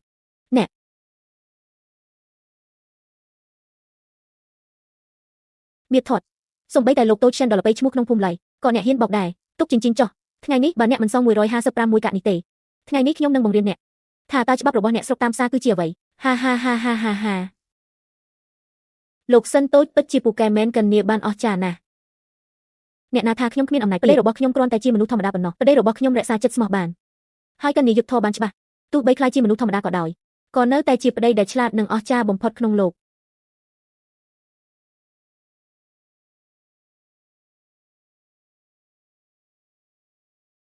អ្នកស្រឡាញ់លុយតូចខ្ញុំទៅខាងក្រោយផ្ទះបញ្ចុកមាន់អ្នកចូលក្នុងផ្ទះសម្រាប់ទៅ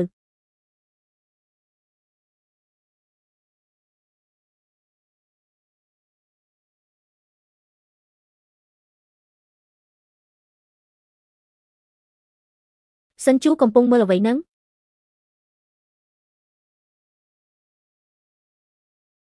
នេះជារបស់គាត់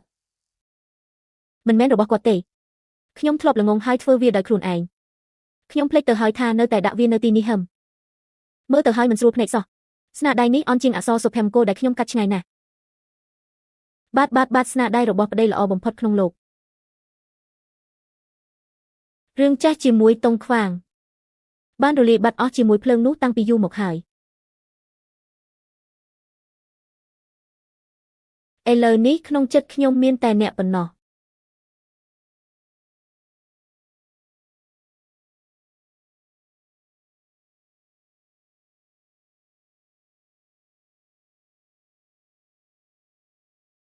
លោកគ្រូអសរក៏ផ្ទះនេះខ្ញុំតែងតែសរសេរមិនត្រង់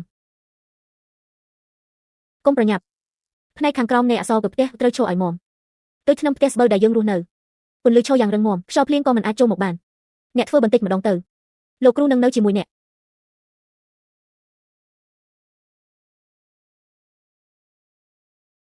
ថ្ងៃនេះលោកគ្រូពេទ្យឆៃមិនបាច់ទៅព្យាបាលជំងឺដោយឥតគិតថ្លៃទេតែជាមានអារម្មណ៍ចង់មកស្ដាប់បញ្វន្តក្រីក្រដូចខ្ញុំបង្រៀនទៅវិញខ្ញុំគ្រាន់តែមានរឿងមួយមិនយល់រឿងអ្វីពីមុនអ្នកគឺជាសត្វទេវតាអាចក៏ហៅខ្យល់ភ្លៀងបានត្រូវសត្វអារក្សទាំងអស់ស្អប់ខ្ពើមប៉ុន្តែឥឡូវបែរជាជាប់នៅក្នុងកន្លែងតូចមួយនេះដើម្បីប្រាក់តែប៉ុន្មានរយកាក់បង្រៀនក្មេងធម្មតាដែលស្គាល់អក្សរមិនទាំងអស់អ្នកពិតជាពេញចិត្តនឹងជីវិតបែបនេះមែនឬមានអ្វីដែលខ្ញុំត្រូវមិនពេញចិត្តកាលពីមុននៅលើភ្នំរាល់ថ្ងៃក្រៅពីដណ្ដើមទឹកដីគ្នាគឺគេងគួរឲ្យធុញណាស់ឥឡូវនៅភូមិឡៃ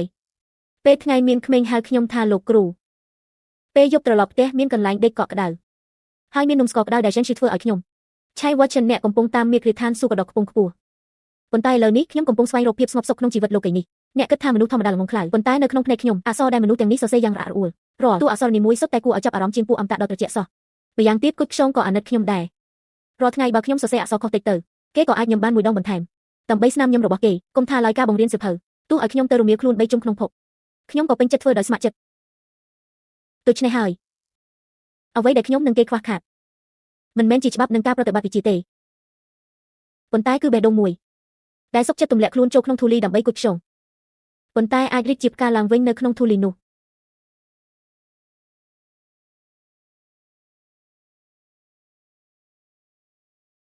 គុជខ្សងឲ្យមើលទៅមេឃថ្ងៃនេះសំបីមួយដំណក់ភ្លៀងក៏មិនធ្លាក់ទេ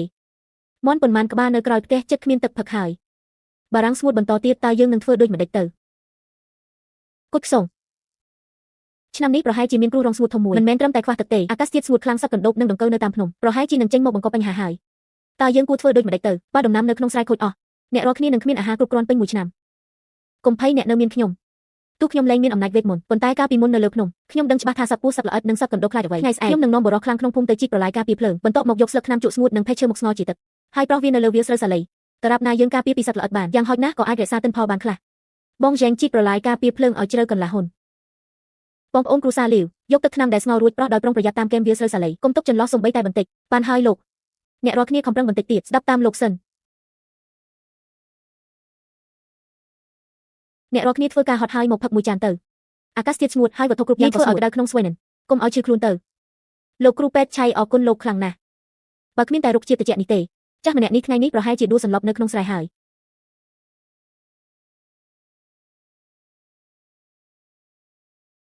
ទឹកថ្នាំរុក្ខជាតិដែលអ្នករៀបចំឲ្យខ្លាំងប្រសិទ្ធភាពណាស់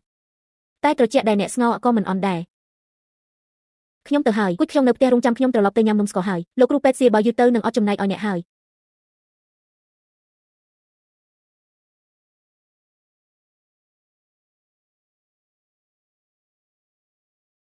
គួចខ្សងចាំពី3ថ្ងៃទៀតដល់ពេលពិធីបុណ្យនៅវត្តខ្ញុំនឹងនាំអ្នកទៅក្រុងមើលការកំសាន្តដល់ពេលនោះអ្នកកាន់ចង្គៀងនេះប្រកាសជាស្អាតជាងគេក្នុងផ្លូវទាំងមូលធំហើយនៅតែកាន់ចង្គៀងរូបទុនសាយទៀតមិនខ្លាចគេយកទៅសើចទេអ្នកណាហ៊ានសើចប្រពន្ធខ្ញុំកាន់អ្វីក៏ស្អាតដែរថ្ងៃនេះខ្ញុំរំលឹកលឺនិយាយថាលោកគ្រូពេទ្យឆាញ់វ៉ាត់ចិនដើម្បីព្យាបាលជំងឺឲ្យចាស់ទុំក្នុងភូមិបានត្រង់កម្ដៅថ្ងៃក្ដៅទៅភ្នំខាងក្រោយប្រមូលអស់ពេលត្រឡប់មកវិញគាត់រងកម្ដៅថ្ងៃធ្ងន់ធ្ងរមុខស្លេកស្លាំងខ្លាំងណាស់ធំខ្វាង2000 00 55 200 00 57ខ្ញុំបាននិយាយហើយថាឥឡូវនេះខ្ញុំជាអ្នកបើចង់ទៅក៏អាចសូម្បីតែដំឡូងជ្វាមួយមើមក៏មិនហ៊ានអត់យ៉ាងណាក៏ដោយជីវិតរបស់គាត់ក៏ជាអ្នកជួយសង្គ្រោះពីមុនអ្នកចិត្តខាងគ្នាក៏គួរជួយយកអាសាគ្នាធំខ្វាងអ្នកល្អណាស់ហឹមនោះជារឿងធម្មតាខ្ញុំគឺជាស្វាមីដែលយកចិត្តទុកដាក់បំផុតក្នុងលោក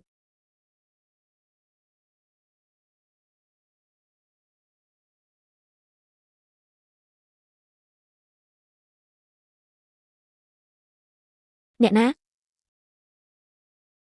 រ៉េនឈីនោះគឺថ្ងៃនេះនៅផ្ទះដុតដំឡូងផ្អែមញ៉ាំមិនអស់ទើបយកមួយមកឲ្យអ្នកខ្ញុំឮពីមីងលឺថាអ្នកហាក់ដូចជាក្តៅខ្លួនរបស់ផ្អែមនេះញ៉ាំហើយនឹងបំបត្តិភាពរវិងមាត់អរគុណអ្នកមិនបាច់បារម្ភទេសម្រាប់បានឆាប់ទៅដំឡូងផ្អែមនេះលែងមានការបន្ទាបខ្លួនដើម្បីផ្គប់ចិត្តដូចពីមុនទៀតក៏លែងមានភាពក្តៅគប់ដោយការនៅវ័យក្មេងទៀតដែរវាគ្រាន់តែជាទឹកចិត្តសប្បុរសដ៏សាមញ្ញរបស់នារីធម្មតាម្នាក់ចំពោះអ្នកដំណើរដ៏ស្មោះនិងបរិសុទ្ធបំផុតប៉ុន្តែវាក៏គ្រប់គ្រាន់សម្រាប់ឲ្យខ្ញុំឆ្លងកាត់ជីវិតដ៏យូរអង្វែងនេះតែពោពេញដោយភាពឯកោបានហើយ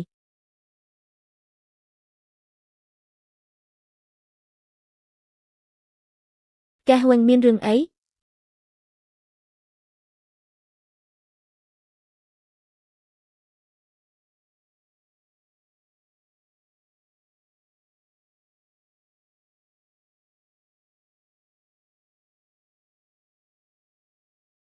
ឡៃហ្សិនឈឺនារីស្រុកស្រែគួរឲ្យស្អប់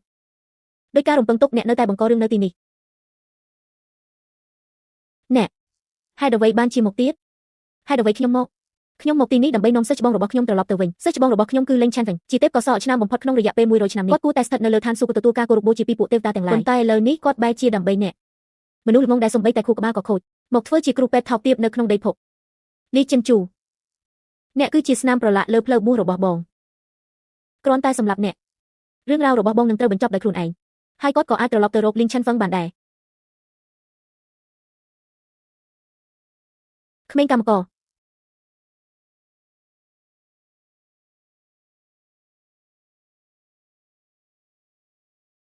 អ្នកសមនឹងស្លាប់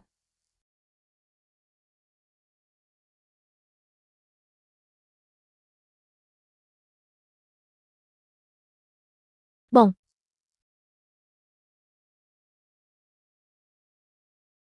ស៊ីយូអ្នកយកភាពក្លាហានពីណាមកហ៊ានមកសម្លាប់មនុស្សនៅលើវាលស្រែរបស់ខ្ញុំបងខ្ញុំកំពុងជួយបងណាស្ត្រីម្នាក់នេះគឺជាឧបសគ្គក្នុងជីវិតបងបើនាងស្លាប់បងនឹងអាចរួចផុតពីវាបាន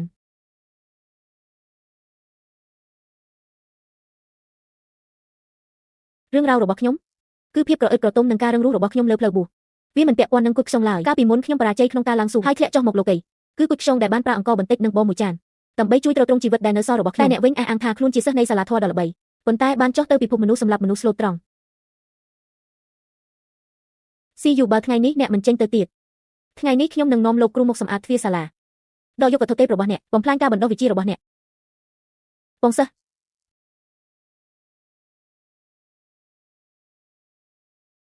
គាត់មិនអីទេ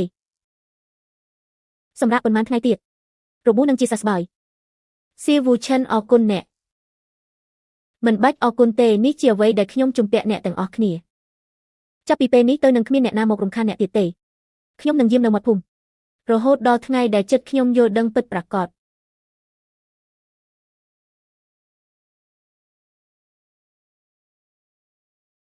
ភរិយាខ្ញុំឃ្លានទៀតហើយចង់ញ៉ាំនំស្ករត្នោតដែលអ្នកធ្វើបានចាំបន្តិចខ្ញុំនឹងធ្វើឲ្យអ្នក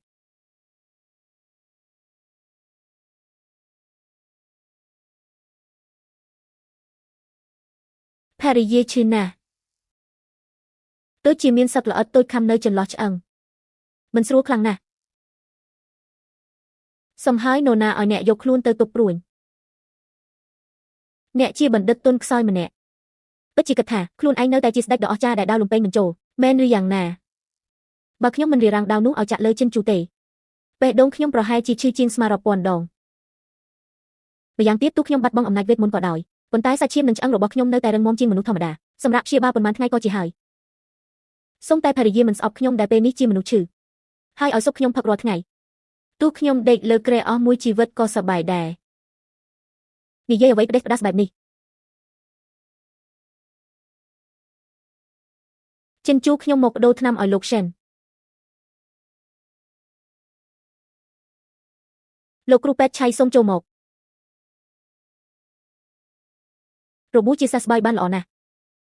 អ្នកមានរាងកាយពិសេសពីកំណើតពេលថ្ងៃទៀតក៏អាចដើរបានហើយ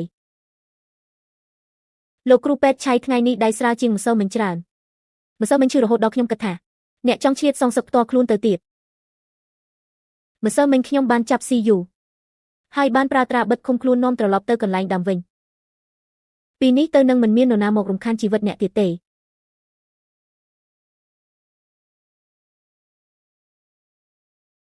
ហឹមមើលទៅលើមុខដែលអ្នកបានជួយចិនជូនិងតាហួងអាទិទេពអង្គនេះនឹងចិត្តទូលាយម្ដងមិនប្រកាន់អ្នកទៀតទេហាហាហាលោកគ្រូតើលោកឈឺទេពួកយើងចង់ផឹកស្រា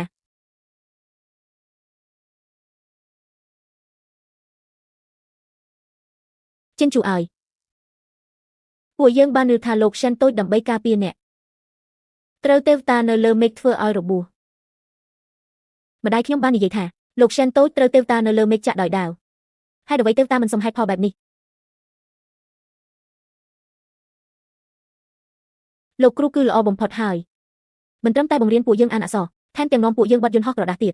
ទេវតានោះប្រកាសជាទេវតាអាក្រក់ហើយ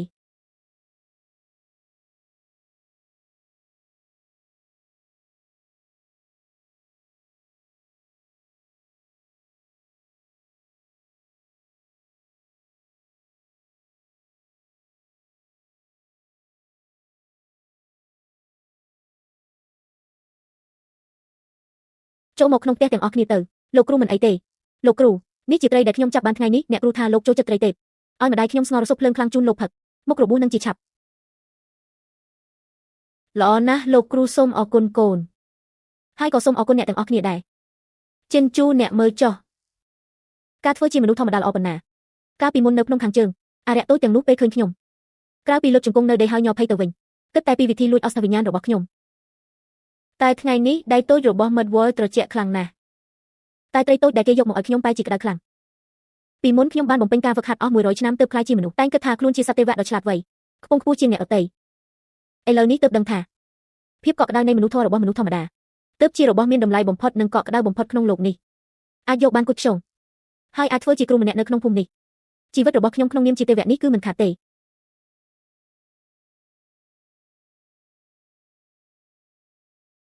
លោកគ្រូពេទ្យឆៃយប់នេះខ្យល់ខ្លាំងណាស់ហើយអ្វីមិនត្រឡប់ទៅផ្ទះស្មៅសម្រាប់រ៉ែនឈឺខ្ញុំគ្រាន់តែមានរឿងខ្លះចង់សួរគេប៉ុន្តែខ្ញុំឃើញគេដេកហើយដូច្នេះមិនហ៊ានរំខានទេខ្ញុំចង់សួរថងយងថាតើខ្ញុំចង់សួរគេអ្វីគេគ្រាន់តែជាសត្វសាហាវមួយក្បាលដែលមិនទាន់ទទួលបានហើយអ្វីបានជាគេយល់ពីសេចក្តីស្រឡាញ់ជាងខ្ញុំវឹកហាត់តាមផ្លូវធម៌អស់រយៈពេល100ឆ្នាំនិងឆ្លាតវៃលោកគ្រូរបស់ខ្ញុំជាអ្នកមានទេពកោសល្យកំពូលដែលមានសង្ឃឹមបំផុតក្នុងការឡើងទៅអ្វីបានជាខ្ញុំតាមពីក្រោយអ្នកអស់រយៈពេល5ឆ្នាំមានបានតែភាពប្រអើតក្រទុំប៉ុណ្ណោះហើយគាត់គ្រាន់តែនៅក្បែរអ្នកប៉ុន្មានខែប៉ុណ្ណោះក៏អាចធ្វើឲ្យអ្នកសុខចិត្តស្លាប់ដើម្បីគាត់បានពីមុនខ្ញុំតែងតែគិតថាអ្នកងងគិតថាការហាត់ដាវនិងការកត់កិននេះរបស់អ្នកសុទ្ធតែឥតប្រយោជន៍តែយប់មិញខ្ញុំបានឃើញគាត់ចូលរារាំងនៅមុខអ្នកដោយមិនស្ទាក់ស្ទើរឃើញអ្នកអបគាត់ហើយយំទើបខ្ញុំយល់មនុស្សល្ងងពិតប្រាកដគឺខ្ញុំតាំងពីដើមមកស៊ីវូឈិនអ្នកមិនមែនល្ងងទេគ្រាន់តែថ្លៃថ្នូរពេកប៉ុណ្ណោះថ្លៃថ្នូរដល់ថ្នាក់គិតថាខ្ញុំល្អចំពោះអ្នកគឺដោយសារមុខមាត់ស្រស់ស្អាតនិងកម្រិតបណ្ដុះបណ្ដាលរបស់អ្នកថ្លៃថ្នូរដល់ថ្នាក់គិតថាអ្នកព្រមបំពេញបំណងខ្ញុំឲ្យក្លាយជាប្តីប្រពន្ធមួយជីវិតគឺជាសំណាងដ៏ធំបំផុតរបស់ខ្ញុំលេជិនឈីតែអ្នកមិនដែលសួរខ្ញុំថាខ្ញុំចង់បានអ្វីពិតប្រាកដឡើយខ្ញុំគ្រាន់តែចង់បានមនុស្សម្នាក់នៅពេលខ្ញុំលក់សុទ្ធហើយត្រូវគេបោកអាចជួយយកសុទ្ធរបស់ខ្ញុំមកវិញបាននៅពេលខ្ញុំត្រូវយ៉ាងដេមិនធ្វើបាបអាចឈរនៅមុខខ្ញុំបានទោះបីជាវាមិនឈ្នះក៏ដោយក៏សុខចិត្តរងការវាយដំជាមួយខ្ញុំដែរតាំងពីអាយុ5ឆ្នាំខួរក្បាលខ្ញុំក៏ខូចទៅហើយខ្ញុំកណ្ដៀលេខមិនចេះទេ ហើយក៏រៀនជំនាញដ៏ល្អប្រណិតមិនចេះដែរអ្វីដែលខ្ញុំចង់បានមិនដែលជាអមតៈជារៀងរហូតទេក៏មិនមែនចង់បង្កើនអាយុជីវិតអ្វីដែរសិនថងខ្វាំងល្អចំពោះខ្ញុំមិនមែនព្រោះគេគិតថាខ្ញុំមានប្រយោជន៍ទេប៉ុន្តែព្រោះនៅចំពោះមុខខ្ញុំគេអាចមិនចាំបាច់ធ្វើជាសត្វទេវតាដ៏ខ្ពង់ខ្ពស់គ្រាន់តែជាអ្នកដែលចូលចិត្តញ៉ាំនំស្ករនិងចេះសរសេរអ្នកនៅលើមេឃកំពុងបន្តផ្លូវខ្លាយជាទេវតាតែពួកយើងនៅក្នុងភក់កំពុងរស់នៅក្នុងជីវិតធម្មតាផ្លូវពីរនេះតាំងពីដើមមកក៏មិនអាចដើររួមគ្នាបានទេខ្ញុំយល់ហើយអរគុណអ្នកណាស់ Jen Shiu ក្នុងដំណើររឿងស្នេហានៅលោកីនេះទីបំផុតខ្ញុំបានសម្រេចកម្មវាសនាហើយឬ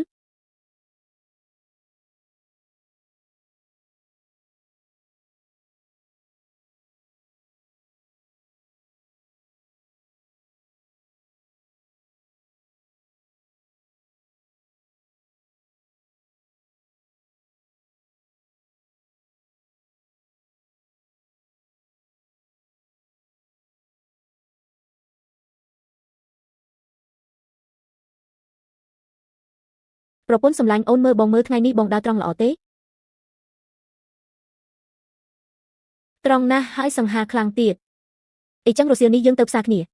ខ្ញុំចង់ទៅមើល Jane Maze និងអ្នកអតី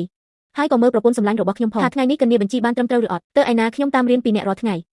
ខ្ញុំគណនាបានត្រឹមត្រូវណាស់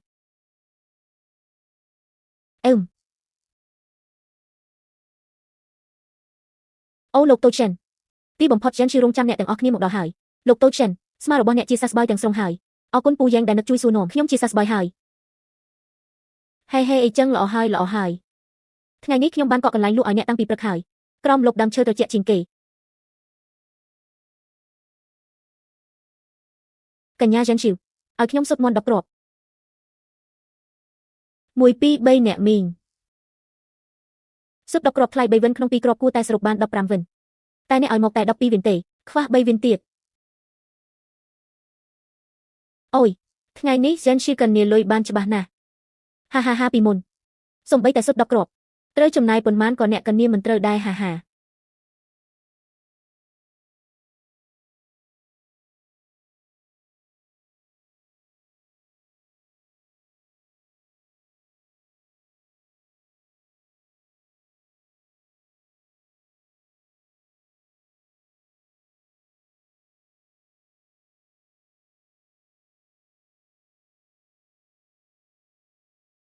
Jen Shiu សម្បត្តិនេះ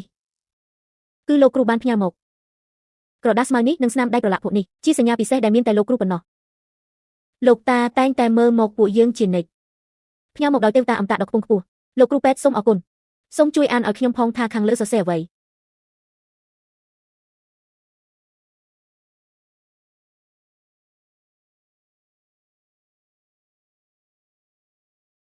គឺ Chen សិស្សជាទីស្រឡាញ់ក្មួយស្រី Jen Shiu ឃើញអក្សរដូចបានជួបមុខកាលពី3ឆ្នាំមុនលោកតាខ្លាញ់ខ្លួនជាអ្នកសុំទានមានដំបៅនៅផ្សារ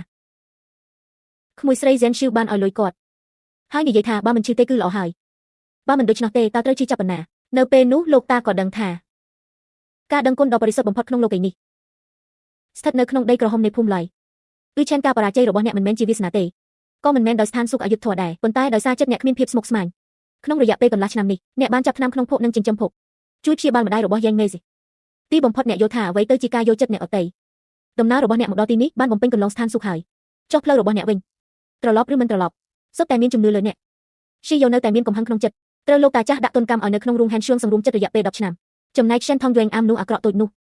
កាលពីឆ្នាំនោះដើមមួយកម្មរបស់លោកតាចាស់គឺកាត់បន្ថយបាបសម្លាប់របស់គេមិនមែនចង់យកជីវិតគេទេឥឡូវនេះគេភ្ជាប់ជាមួយបិសាចទើបក្លាយជាមនុស្សធម្មតាបើហ៊ានធ្វើបាបក្មេងស្រី Jen Shiu លោកតាចាស់នឹងចុះមកលោកីហើយយកបំពង់ថ្នាំជក់វាកំពេះគូតវាឲ្យខ្ទេចរដូវផ្ការីកកំពុងស្រស់ស្អាតរដូវប្រមូលផលក៏ជិតមកដល់សូមជូនពរឲ្យអ្នកទាំងអស់មានសុវត្ថិភាពរាល់ឆ្នាំអ្វីដែលគ្រូរបស់ Jen Shiu និយាយគឺត្រឹមត្រូវមិនថាឆ្លើយឬមិនឆ្លើយសុទ្ធតែមាននៅក្នុងចិត្តខ្ញុំប្រអប់ថ្នាំរបស់ខ្ញុំនៅភូមិនេះនៅមិនទាន់ពេញនៅឡើយកូនរបស់គ្រូសាឡៃសិននៅត្រូវមកពិនិត្យម្ដងទៀតជំងឺលាកសន្លាក់របស់ Yang Mei ក៏ត្រូវការថែទាំដែរខ្ញុំគិតថាធ្វើជាគ្រូពេទ្យឆៃនៅក្នុងដីភក់នេះក៏ល្អដែរលោកគ្រូពេទ្យឆៃយប់នេះមកផ្ទះញ៉ាំនំស្ករត្នោតជាមួយគ្នាទេបានហាប្រពន្ធឲ្យខ្ញុំត្រឡប់មកវិញហើយហា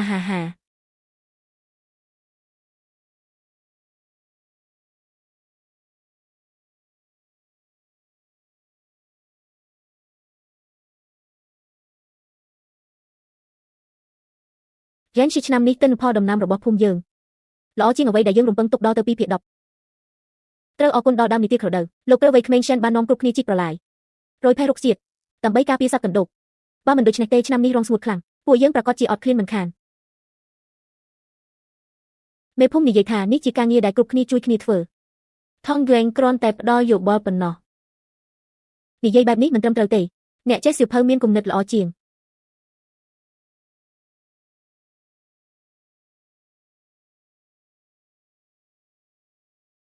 ភរិយាមើលចុះថ្ងៃនេះខ្ញុំសែងបាន3ជើងហើយមិនតិចជាងយ៉ាងមេសពួកគេទេឆាប់សម្រាកសិនទៅមើលញើសពេញខ្លួនអ្នកទៅមិនហត់ទេតារាបណាយប់នេះភរិយាធ្វើនំស្ករឲ្យខ្ញុំ2បន្ថែមស្អែកខ្ញុំនៅអាចសែងបាន2បន្ទុកទៀតជប់និយាយលេងទៅពេលត្រឡប់ទៅវិញខ្ញុំនឹងធ្វើឲ្យអ្នក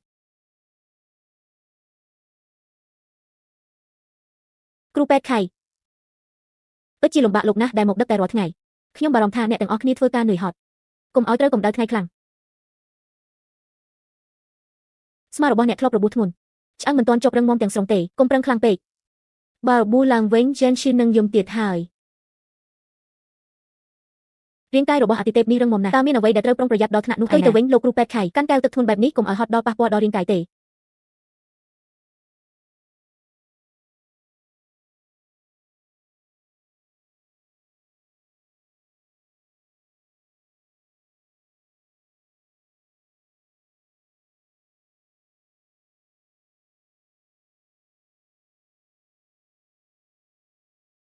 ថងហ្គេងកុំខ្លាចអីសេនឈីវមានខ្ញុំនៅទីនេះឆ្នាំនេះរងស្ងួតខ្លាំងសត្វព្រៃនៅលើភ្នំគ្មានអាហាររស់ទៀតទេពួកវាគ្រាន់តែឃ្លានខ្លាំងទើបចុះពីភ្នំមកលួចស្បៀងនិងសត្វចិញ្ចឹមមិនល្អហើយយប់មិញកន្លែងចិញ្ចឹមជៀមរបស់ពូលេត្រូវបានចោទចូលលុកលុយបាត់ជៀមអស់3ក្បាលពេញដីសុទ្ធតែស្នាមជើងចចកនិងស្នាមជៀមសត្វតិរឆានទាំងនោះឃ្លានរហូតឈួតហើយយប់នេះប្រហែលពួកវានឹងចូលភូមិមកកុកមនុស្សហើយ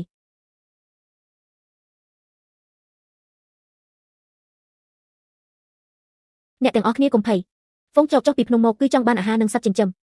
បើការពារបានត្រឹមត្រូវពួកវាមិនហ៊ានប្រឈមមុខត្រង់ទេពូយ៉ែងអ្នកនាំបរោះខ្លាំងក្នុងភូមិទៅច្រកចូលភូមិនឹងកន្លែងប្រសពជាមួយភ្នំខាងក្រោយហើយក៏ចម្បាំងស្មាក់ស្រាខ្លាំងពីលើពេលហ្វុងចោកចូលមកជិតត្រូវដុតភ្លាមពន្លឺភ្លើងនិងផ្សែងក្រាស់គឺជាអ្វីដែលសត្វព្រៃខ្លាចបំផុតម្យ៉ាងទៀតប្រមូលឆ្នាំងដែកនិងឈ្មោះស្ពាន់ទាំងអស់ក្នុងភូមិមកចោកមានសមត្ថភាពស្ដាប់ខ្លាំងវាខ្លាចសំឡេងលោហៈស្រែកខ្លាំងជាងគេស្ដាប់តាមលោក Shen តូចចោះគ្រប់គ្នាចាប់ផ្ដើមធ្វើការលោក Shen តំបន់ជ្រលងភ្នំតូចចង្អៀតនៅខាងក្រោយភ្នំជាផ្លូវដែលហ្វុងចោកត្រូវឆ្លងកាត់ដើម្បីចូលភូមិខ្ញុំនឹងយាមនៅទីនោះបើមានសត្វសាហាវណាមួយផ្ដាច់ហ្វុងសម្រុកចូលខ្ញុំនឹងដោះស្រាយវាមានគ្រូពេទ្យឆៃយាមនៅទីនោះខាងក្រោយគ្មានអ្វីគួរបារម្ភទេ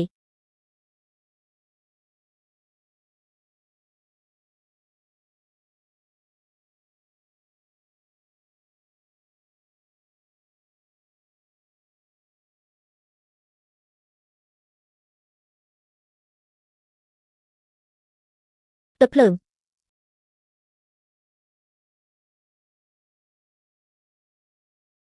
ឈីអូលើឆ្លើយសំណួរ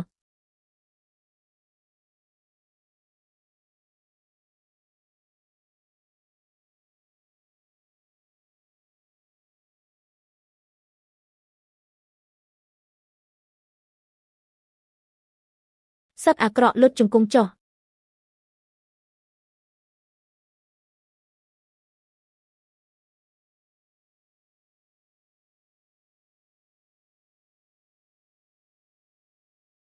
ល្អហើយចាប់ត្រូវលោក Shen តូចបន្លាចរត់បាត់ហើយលោក Shen តូចពិតជាខ្លាំងមែនចប់ស្ពេដឺកុំខ្លាចខ្ញុំមិនអីទេខ្ញុំបាននិយាយហើយឥឡូវនេះទោះបីខ្ញុំបាត់បង់មន្តអាគមក៏ដោយប៉ុន្តែមូលដ្ឋានកម្លាំងនៅតែមានមិនអាចសំបីតែការពារពីឆ្កែព្រៃប៉ុន្មានក្បាលមិនបានទេ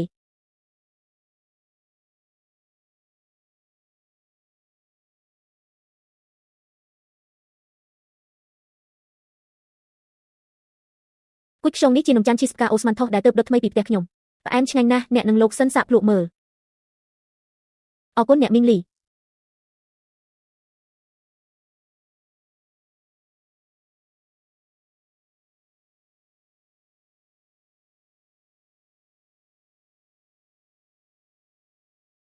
គុយខ្យងមើលមកចំគៀងកន្សៃនេះស្អាតជាងរបស់ដែលលក់នៅផ្សារក្នុងក្រុងទៅទៀតមែនទេស្អាតណាស់ប្តីរបស់ខ្ញុំមានដៃជំនាញមែន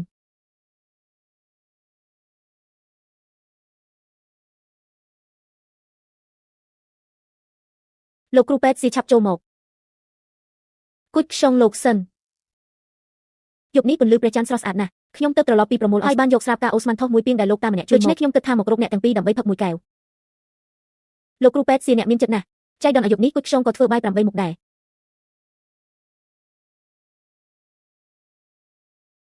លោកសៀអ្នកមានគុណណាស់ក្នុងរយៈពេលកន្លះឆ្នាំនេះអរគុណដែលអ្នកនៅការពារភូមិយើងបើមិនដូច្នោះទេពួកអ្នកអមតៈទាំងនោះមិនដឹងថានឹងមកបង្ករឿងអ្វីទៀតឡើយគឺខ្ញុំទេដែលគួរអរគុណអ្នកទាំងអស់គ្នាបើមិនមែននៅភូមិគ្រួសារលីនេះទេបើមិនមែនបានមើលថែអ្នកទាំងអស់គ្នាទេបេះដូងរបស់ខ្ញុំនេះប្រហែលជាត្រូវបានអ្វីដែលគ្មានរូបរាងនោះនឹងមានគ្រីស្ថានស៊ូក៏ដល់ខ្លួនអស់ជាច្រើនជាតិឥឡូវនេះបានក្លាយជាលោកគ្រូពេទ្យសៀខ្ញុំពេញចិត្តណាស់សូមលើកកែវ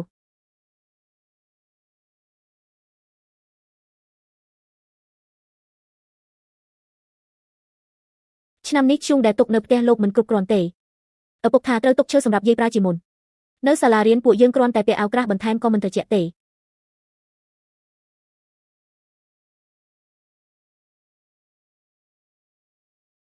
ថងវែងមានរឿងអ្វីនៅសាលារបស់យ៉ែនឈឺត្រជាក់ពេកតែរបស់ក្មេងសុទ្ធតែរងាខ្លាំងខ្ញុំចង់ទៅភ្នំខាងក្រោយកាប់ឈើស្រស់ខ្លះទឹកធ្យូងហើយយកទៅឲ្យពួកគេតែជើងខ្ញុំនេះដើរតាមផ្លូវជម្រាលពិបាកបន្តិចខ្ញុំនឹងទៅជាមួយអ្នកមិនបានទេព្រើលនៅលើភ្នំជ្រៅណាស់រាងកាយអ្នកខ្សោយទ្រាំនឹងភាពត្រជាក់មិនបានទេ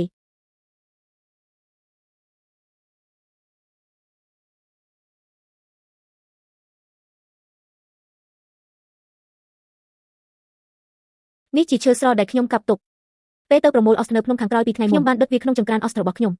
ខ្លាយជាធ្យូងស្រស់គុណភាពល្អយកទៅឲ្យសាលារៀនគឺសមបំផុតឆៃវ៉ាចិនអ្នកជាអ្នកបណ្ដុះវិជ្ជាអមតៈតែបែរជាទៅកាប់អុសដុតធ្យូងក្នុងដីភក់បែបនេះខ្ញុំគ្រាន់តែជាគ្រូពេទ្យឆៃជាគ្រូពេទ្យភូមិប៉ុណ្ណោះហើយក្មេងជាកូនចៅគុំឡៃវ៉ែមលីសង្ឃឹមថាវានឹងមិនត្រជាក់រហូតដល់ឈឺទេថ្ងៃស្អែកខ្ញុំនឹងទៅសាលាជាមួយអ្នកយើងរៀបចំចង្ក្រានឲ្យរួចរាល់ថ្ងៃស្អែកយើងទាំងពីរ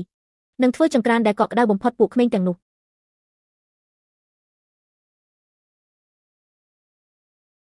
សៀវូឈិនហេតុអ្វីបានជាអ្នកយកឈើស្រស់ដុំធំនោះដាក់ចូលទៅក្នុងផ្សែងចេញមកហើយព្រោះអាកាសធាតុត្រជាក់ឈើស្រស់មានជាតិប្រេងវាឆេះបានយូរតែខ្យល់បក់ចូលមកវិញដុំឈើសម្រាប់អុជភ្លើងសើមបន្តិចហើយ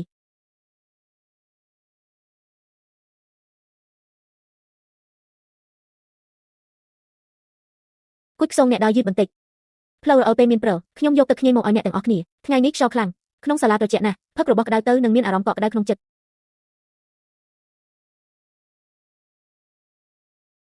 អរគុណគុជខ្យងក្នុងទឹកនេះដាក់ស្ករត្នោតច្រើនគួរសមច្បាស់ណាស់ត្រូវដាក់ស្ករត្នោតអាកាសធាតុត្រជាក់បែបនេះបើមិនផ្អែមតើទុកភាពត្រជាក់យ៉ាងម៉េចវ៉ាវលោកគ្រូសាលារបស់យើងមានចង្ក្រានហើយកក់ក្ដៅណាស់មិនត្រឹមតែមានចង្ក្រានទេសូម្បីតែធ្យូងនេះក៏លោកគ្រូពេទ្យសៀបានយកត្រឡប់មកពីភ្នំក្រោយដោយលោតស្ទើរតែទាំងផ្លូវអរគុណលោកគ្រូពេទ្យឆៃលោកគ្រូពេទ្យឆៃពិតជាល្អណាស់មិនបាច់អរគុណទេប្រញាប់ទៅអង្គុយឲ្យស្រួលកុំឲ្យត្រជាក់ខ្លួន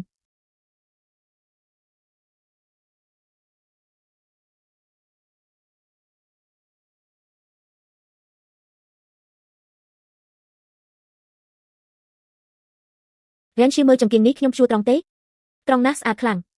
ចុះមកចុះដល់ពេលធ្វើនំប៉ាវហើយមកហើយ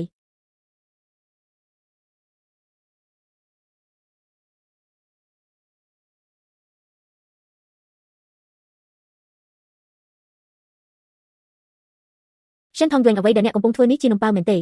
ឬជាបិសាចតូចនៅក្នុងខាងជើងរបស់អ្នកទេពអមតាអង្គនេះជាម៉ូដដែលបង្កើតឡើងដោយខ្លួនឯងយ៉ាងជឿមើលមួយនេះមើលទៅអស្ចារ្យប៉ុណ្ណាដូចសត្វឆៅរីតូចមួយរស់អីចឹងភរិយាអំឡុងចូលឆ្នាំពិតជាល្អណាស់មានអ្នកនៅក្បែរសប្បាយជាងធ្វើជាទេពអមតា100ដងថងយងខ្ញុំនឹងយកមួយចានទៅឲ្យលោកគ្រូពេទ្យឆៃគាត់នៅម្នាក់ឯងក្នុងខ្ទង់ស្មៅនោះចូលឆ្នាំហើយយ៉ាងហោចណាស់គួរតែបានញ៉ាំអាហារក្ដៅទៅចុះយកឆៅរីតូចដែលខ្ញុំធ្វើឲ្យគាត់ច្រើនបន្តិចឲ្យគាត់សាករសជាតិស្នាដៃរបស់ទេពអមតាអង្គនេះ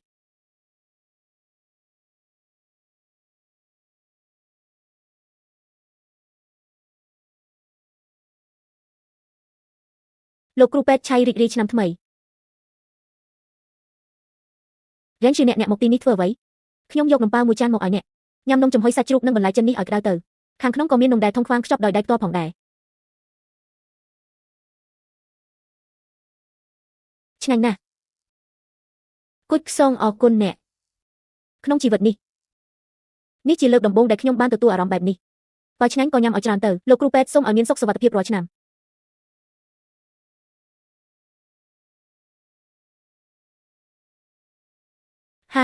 ហានីវ៉ាន់បន្តិចទៅហើយចូលមកចិត្តច្រាំងបន្តិច ដឹងហើយអ្នកគ្រូពស់នេះរឹងមាំណាស់មិនធ្លាក់ចុះទេហើយកាលពីមុនពេលខ្ញុំនៅភ្នំខាងជើងបឹងទឹកកកអាចកំបាំងនោះធំជាងនេះឆ្ងាយណាស់ខ្ញុំសំបីតែរមៀលលេងលើវាក៏មិនដែរដួលដែរឈប់អួតទៅឥឡូវអ្នកគ្រាន់តែជាមនុស្សធម្មតាម្នាក់ប៉ុណ្ណោះបើពិតជាដួលខ្ញុំលើកអ្នកមិនរួចទេ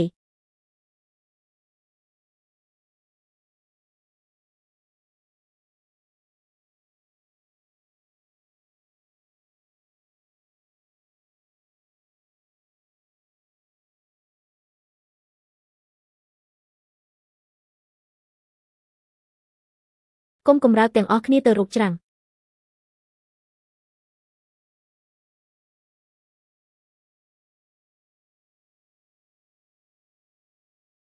ថងកុងប្រយ័ត្ន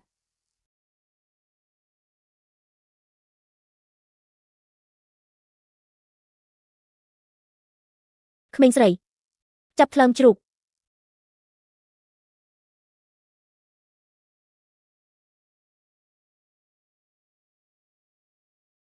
ប្រគល់ឲ្យខ្ញុំ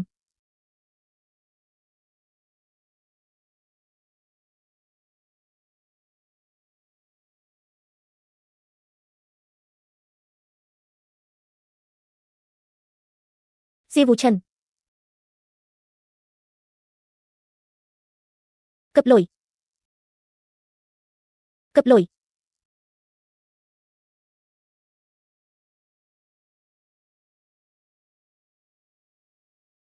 លោកគ្រូពេទ្យ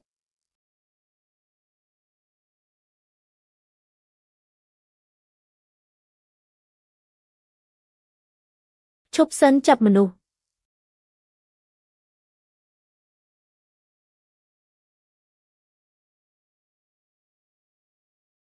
ប្រញាប់ចូលផ្ទះវិញ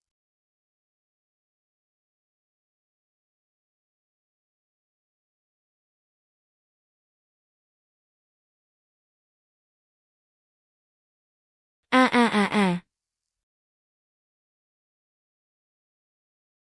អរគុណដែលអ្នកទាំងអស់គ្នាជួយក្មេងនេះ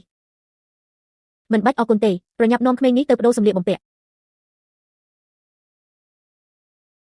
បើចង់ព្យាបាលត្រូវចំណាយ 3000 ខ្ញុំនឹងចេញឲ្យកុំបារម្ភពិតជាស្ត្រូវកម្មមែនហ្វឹកហាត់អមតៈមករាប់រយឆ្នាំឥឡូវនេះសំបីតែទន្លេទឹកក៏ឆ្លងមិនផុតមិនខ្មាស់គេទេគាត់ខ្ជុងអ្នកឲ្យគាត់ផឹកទៅឥឡូវគាត់ជាមនុស្សធម្មតាហើយថាមពលពិតមិនសល់បន្តិចទេបើក្តៅបែបនេះទៀតខ្លាចថានឹងខ្លាយជាមនុស្សល្ងងមើលជើងរបស់អ្នកមិនអីទេទេវបុត្ររូបនេះមូលដ្ឋានរឹងមាំលេបប្រេងផ្កាក្រហមបន្តិចស្អែកក៏ជាហើយគាត់ខ្សងយប់មិញពេលឃើញគាត់លោតចូលទឹកភ្លាមនោះក្នុងចិត្តខ្ញុំពិតជាកោតសរសើរគាត់ណាស់កាលពីមុនគាត់ខ្ពង់ខ្ពស់ណាស់សំបីតែមើលមនុស្សធម្មតាមួយភ្នែកក៏គិតថាបំពល់ភ្នែកដែរតែថ្ងៃនេះគាត់បែរជាហ៊ានលះបង់ជីវិតដើម្បីក្មេងដីឥដ្ឋម្នាក់សំបីតែជីវិតរបស់ខ្លួនក៏គាត់មិនខ្វល់ដែរមាឃលារបស់គាត់ពិតជាបានសម្រេចហើយ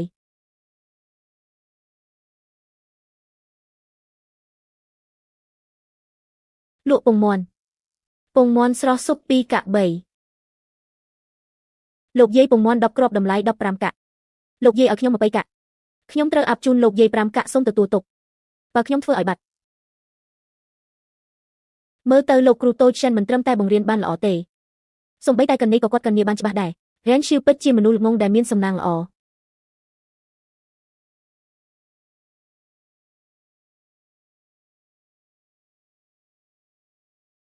សិស្សវ៉ាចិនសូមគោរពជួបព្រឹទ្ធាចារ្យទី2វ៉ាចិនគ្រូស្នេហ៍របស់អ្នកបានចប់ហើយបេះដូងដ៏បរិសុទ្ធរបស់អ្នកបានសម្រេចហើយចៅវាយសាសនាមានបញ្ជាក្នុងរយៈពេល100ឆ្នាំកន្លងមកដោយសារអ្នកខ្ញុំបានយល់ដឹងពីមេគ្រាមេត្តាករុណាពិតប្រាកដនៃលោកីឥឡូវនេះសូម្បីតែឋានសួគ៌ក៏ទទួលស្គាល់ដែរដូច្នេះបានប្រទានឋានៈ Sword Venerable ដល់អ្នកត្រឡប់ទៅភ្នំវិញទៅត្រារបស់សាសនានៅរងចាំអ្នកកាន់កាប់តំណែងនេះសិស្ស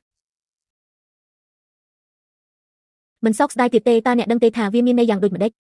ការប្រតិបត្តិរបស់អ្នកអស់100ឆ្នាំនឹងការចាស់ឈឺស្លាប់ក្នុងលោកមនុស្សនេះហើយខ្លាចជាដីលឿងមួយកំណាត់សិស្សដឹងហើយវូឆិនបានបួសហាត់ធម៌អស់100ឆ្នាំទើបនៅក្នុងដីភពភូមិតកូឡៃបង្កើតបានភាពកក់ក្ដៅបន្តិចសិស្សល្ងងខ្លៅមិនអាចទទួលយកបេសកកម្មធំរបស់សាលាបានទេ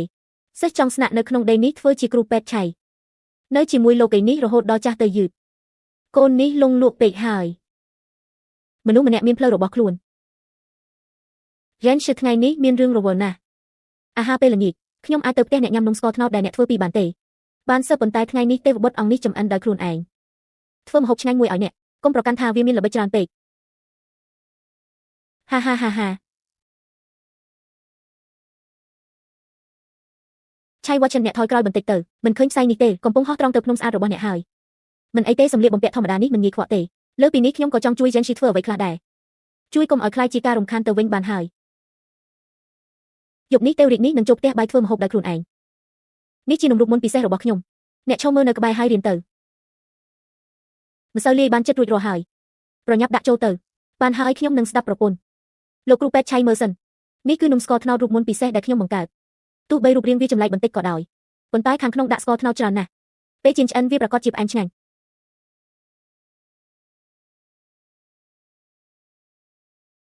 លោកគ្រូពេទ្យឆៃសាក់មើលទៅ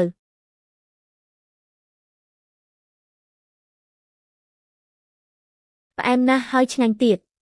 ច្បាស់ហើយនេះជាជំនាញដែលប្រពន្ធខ្ញុំបង្រៀនខ្ញុំ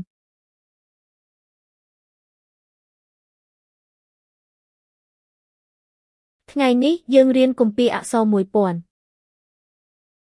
មេឃនឹងដីមានភាពជ្រៅនិងលឿងសកលលោកធំទូលាយមេឃនឹងដីមានភាពជ្រៅនិងលឿងសកលលោកធំទូលាយប្តីរបស់ខ្ញុំពិតជាបុរសសង្ហាបំផុតក្នុងភូមិជុំវិញនេះហើយក៏ជាគ្រូដែលមានចំណេះដឹងបំផុតដែរ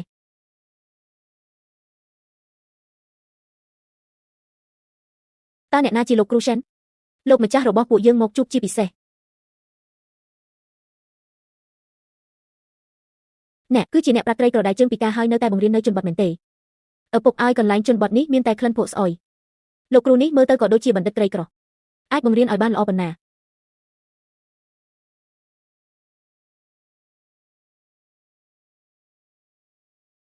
លោកគ្រូសិនកូនប្រុសតូចរបស់ខ្ញុំបានបដូរគ្រូ3នាក់នៅទីរួមស្រុកគ្រប់គ្នាសុទ្ធតែនិយាយថាគេរឹងរូសខ្ញុំបានឮថាលោកមានវិធីសាស្ត្រពិសេសសូម្បីក្មេងរពិសក្នុងភូមិក៏អាចគ្រប់គ្រងបានប្រាក់20ដំឡឹងនេះគឺជាប្រាក់កក់ចាប់ពីពេលនេះទៅលោកទៅនៅគេហដ្ឋានខ្ញុំធ្វើជាគ្រូឯកជនឲ្យកូនប្រុសខ្ញុំតែម្នាក់នៅតំបន់ជនបទនេះមួយខែក៏បានត្រឹម2-300កាក់ប៉ុណ្ណោះកុំឲ្យខកខានអនាគតល្អប្រាក់20ដំឡឹងនោះជាប្រាក់ដ៏ច្រើនដែលពួកយើងសន្សំអស់ជាច្រើនឆ្នាំក៏មិនបានដែរហងហ្វេងគេលោកម្ចាស់ឆៃនខ្ញុំសិនប្រហែលជាត្រូវធ្វើឲ្យលោកខកចិត្តហើយ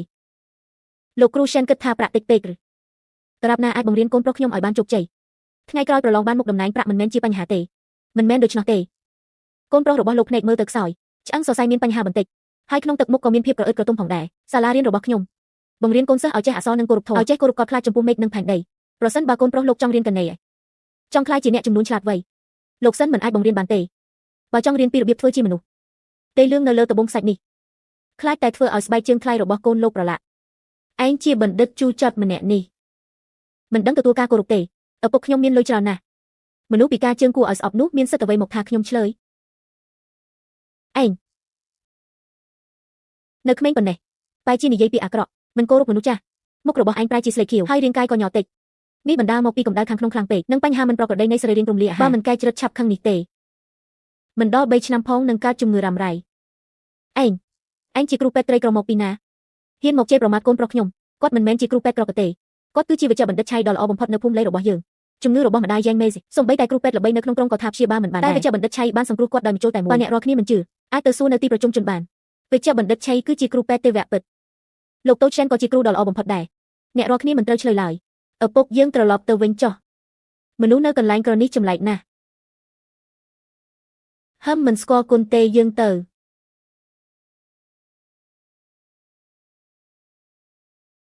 វិជ្ជបណ្ឌិតឆៃការវិនិច្ឆ័យប៉ុន្មានម៉ាត់របស់អ្នកមុននេះ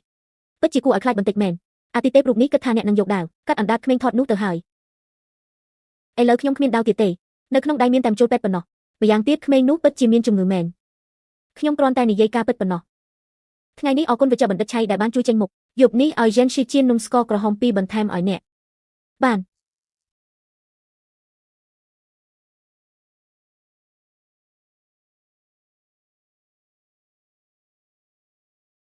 មកពុតធំមែនតែនចាំពី3ថ្ងៃទៀតខ្ញុំនឹងយកក្បាសថ្មីមកធ្វើខ្នើយទុនឲ្យអ្នកដល់រដូវរងាពេលគេងក៏មិនត្រជាក់ទៀតទេ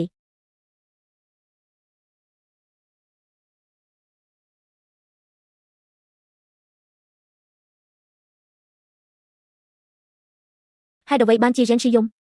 បងដងដេះវិញគេចិត្តស្លាប់ហើយឬប៉ុន្មានថ្ងៃនេះសំបីតែឆ្អឹងក៏គេខំមិនរួចដែររាល់ថ្ងៃគេគ្រាន់តែដេកនៅទីនេះខ្ញុំខ្លាចថាគេចាស់ពេកហើយGenshi ជីវិតរបស់សត្វលោកធម្មតាមានកំណត់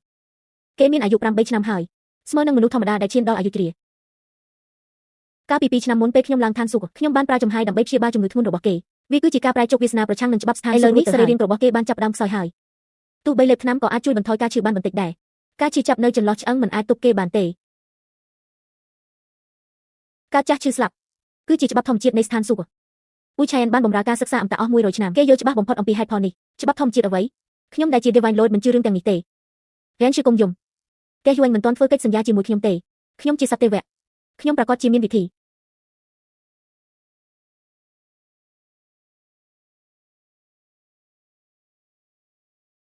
រៀនជាគុំយំអីមានខ្ញុំនៅទីនេះ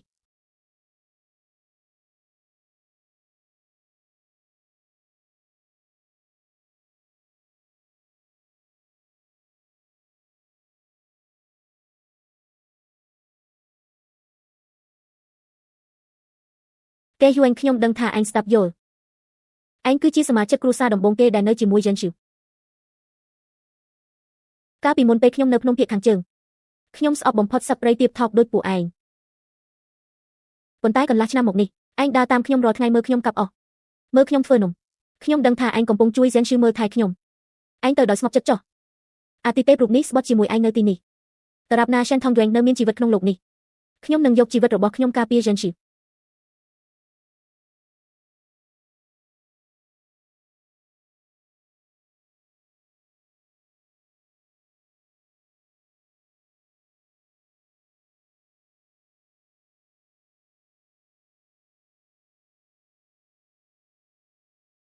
គេយួនថ្ងៃនេះមានឆ្អឹងមាន់ស្ងល់ដែលឯងចូលចិត្តបំផុតញ៉ាំយឺត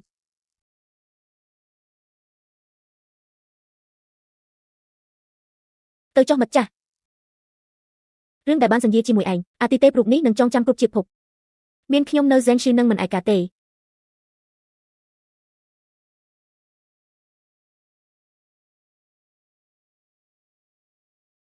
គេយួន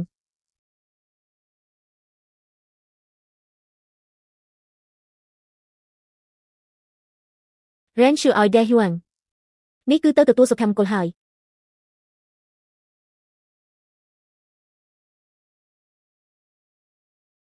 ជីវិតមនុស្សលោករុក្ខជាតិក៏មានត្រឹមមួយរដូវចេះហួងអ្នកធ្លាប់ឆ្លងកាត់មិត្តភាពក្នុងលោកីមនុស្សពីនេះទៅសូមឲ្យអ្នកចូលកើតជាថ្មីបានគ្រួសារល្អមួយរៀនឈីវឆ្កែចាស់បានទៅហើយប៉ុន្តែពួកយើងនៅតែផ្លូវដ៏វែងឆ្ងាយត្រូវដើរទៀតពីនេះទៅខ្ញុំនឹងនៅជាមួយអ្នកថែរក្សាគ្រួសារនេះ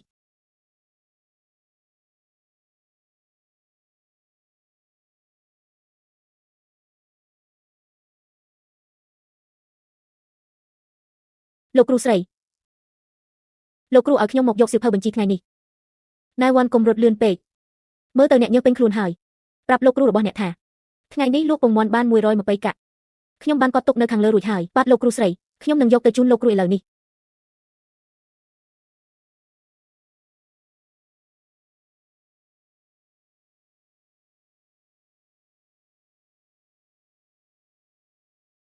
រៀនឈីវហេតុអ្វីមនុស្សលោកចាស់លឿនម្លេះមនុស្សល្ងងការកើតចាស់ឈឺស្លាប់គឺជាច្បាប់ធម្មជាតិខ្ញុំអាយុ24ឆ្នាំហើយជាធម្មតាត្រូវតែមានសក់ស្កូវដែរពេលខ្ញុំចាស់ទៅខ្លាចជាស្ត្រីចាស់តូចម្នាក់ដែលពេញដោយស្នាមជ្រីវជ្រួញអ្នកមិនអាចស្អប់ខ្ពើមខ្ញុំបានទេខ្ញុំមិនស្អប់ខ្ពើមទេពេញមួយជីវិតក៏មិនស្អប់ខ្ពើមដែរខ្ញុំដឹងថាជីវិតក្នុងលោកីនេះទោះខ្លីក៏ដោយប៉ុន្តែដរាបណាខ្ញុំអាចនៅជាមួយសិនថងខ្វាងបែបនេះរាល់ថ្ងៃសុទ្ធតែជាថ្ងៃដែលខ្ញុំបានចំណេញ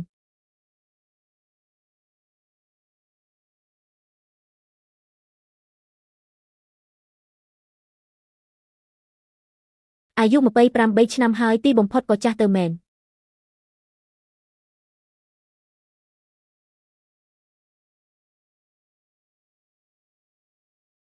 រយៈពេល5ឆ្នាំមិនបានបន្សល់ស្នាមណាមួយលើខ្លួនគាត់ឡើយគាត់នៅតែជាទេវតាសត្វដ៏សង្ហារដែរចំណែកខ្ញុំទីបំផុតក៏មិនអាចគេចផុតពីការចាស់ទៅរបស់រាងកាយមនុស្សដ៏សាមញ្ញនេះបានគូចខ្យងហេតុអ្វីបានជាកាន់សិតសក់ហើយអង្គុយស្រមៃមានអារម្មណ៍មិនស្រួលត្រង់ណាខ្ញុំនឹងទៅហៅលោកគ្រូពេទ្យឆៃមកពិនិត្យខ្ញុំមិនមានអារម្មណ៍មិនស្រួលទេថងខ្វាងអ្នកមើលទៅខ្ញុំមានសក់ស្កូវហើយសក់ស្កូវហើយមានអ្វីខុសប្រពន្ធខ្ញុំមានសក់ស្កូវក៏នៅតែស្អាតដែរគូចខ្យងកុំខ្លាចអីបើអ្នកចាស់ទៅខ្ញុំនឹងនៅចាស់ជាមួយអ្នកបើអ្នកមានសក់ស្កូវ ថ្ងៃស្អែកខ្ញុំនឹងទៅទីប្រជុំជនទិញម្សៅពណ៌សមុទ្រប្រាសិនខ្ញុំនឹងលាបសក់ខ្លួនឯងឲ្យដែរបែបនេះពេលយើងដើរតាមផ្លូវអ្នកក៏តែនឹងនិយាយថាមើលនោះពួកគេជាប្តីប្រពន្ធសក់ស្ដុតស្រឡាញ់គ្នារួមរស់ដល់ចាស់ស្លាប់ល្ងងមែនតែនជាមនុស្សល្ងងជាងខ្ញុំទៅទៀត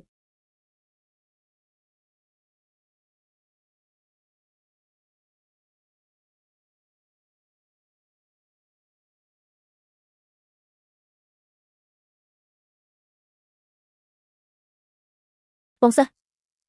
5ឆ្នាំហើយបងពិតជាមិនត្រឡប់ទៅលីងឆិនហ្វឹងទេលោកគ្រូនិងចាស់ទុំទី2នឹកនាំនិយាយពីបងរាល់ថ្ងៃត្រារបស់សំណាក់រហូតមកដល់ពេលនេះក៏គ្មានអ្នកណាដឹងដែរអង្គុយទៅប្អូនសិស្សលើភ្នំត្រជាក់ណាស់ទូផ្ទះស្មៅនេះសាមញ្ញក៏ដោយតែមានភ្លើងចង្ក្រានរបស់មនុស្សធម្មតាកក់ក្ដៅណាស់ពីមុនបងស្រឡាញ់ភាពស្អាតបំផុតសូម្បីតែសាច់ក្រណាត់ដែលមនុស្សធម្មតាជន់ក៏បងគិតថាខ្វក់ឥឡូវបងរស់នៅជាមួយកសិករទាំងនេះរាល់ថ្ងៃជួយពួកគេចាប់អស់និងបិទថ្នាំលើរបួសតើនេះជាផ្លូវធម៌ដែលបងបានយល់ឬបាទប្អូនសិស្សពីមុនខ្ញុំគិតថាអ្នកហាត់វិជាគួរតែមើលងាយអ្នកដទៃមិនឲ្យជាប់ពាក់ព័ន្ធនឹងលោកីឥឡូវខ្ញុំរស់នៅក្នុងដីពួកនេះអស់5ឆ្នាំទើបយល់គួចខ្យងកាលពីឆ្នាំនោះមិនបានឆ្លាតទេសូម្បីតែទេពក៏សក៏អន់ប៉ុន្តែពេលគេជួយសង្គ្រោះខ្ញុំក្នុងកែវភ្នែកគេមានតែគំនិតសាមញ្ញថាមនុស្សនេះមិនអាចស្លាប់បានទេដំបូងខ្ញុំជួយយ៉ាងមេសច្ចៈស្រាជួយឡៃសិនដាំថ្នាំហើយនៅមើលថែអ្នកស្រុកធម្មតាទាំងនេះក្នុងភូមិគ្រួសារឡើយខ្ញុំមានអារម្មណ៍ថាបេះដូងខ្ញុំមិនដែលកក់ក្ដៅដូចពេលនេះទេហើយមិនដែលមានអារម្មណ៍ស្ងប់ចិត្តបែបនេះទេតើត្រូវត្រឡប់ទៅរកលែងឆេងវែងឬអត់វាមានគ្រោះមហន្តរាយអ្វីទៀតខ្ញុំយល់ហើយសិស្សបងលោកគ្រូនិយាយត្រឹមត្រូវគ្រូកម្មស្នេហាមិនមែនជាគ្រូកម្មទេតែជាការជួយឲ្យរួចផុតសិស្សបងខ្ញុំសូមគោរពលោកគ្រូសូមឲ្យបងសម្រេចផ្លូវក្នុងលោកីបានសម្រេច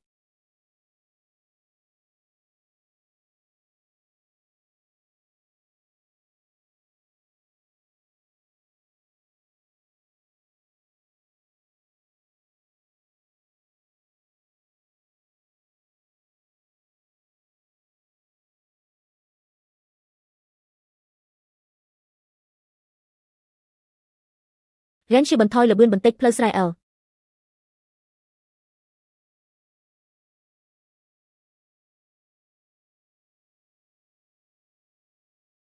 មើលប្រពន្ធខ្ញុំទៅថ្ងៃនេះពួកយើងដើរលើផ្លូវក្បែរស្រែបើអ្នកអតីមើលមកប្រកាសជាសរសើរថាពួកយើងជាគូស្នេហ៍ដែលកាន់ដៃគ្នាជាប្តីប្រពន្ធចាស់ដែលស្រឡាញ់គ្នាអស់មួយជីវិតល្ងងមែនពិតជាមនុស្សល្ងងលេខ1ក្នុងលោកមែនគូអាក្រក់ដល់ថ្នាក់នេះអ្នកណាចង់នៅជាមួយអ្នករហូតដល់ចាស់ទៅមិនបានទេយើងបានសន្យាគ្នាហើយពេញមួយជីវិតហាមក្បត់ពាក្យសន្យាឡើយបើអ្នកចាស់ទៅខ្ញុំនឹងនៅជាមួយអ្នករហូតដល់ចាស់បើអ្នកខ្លាចជាដី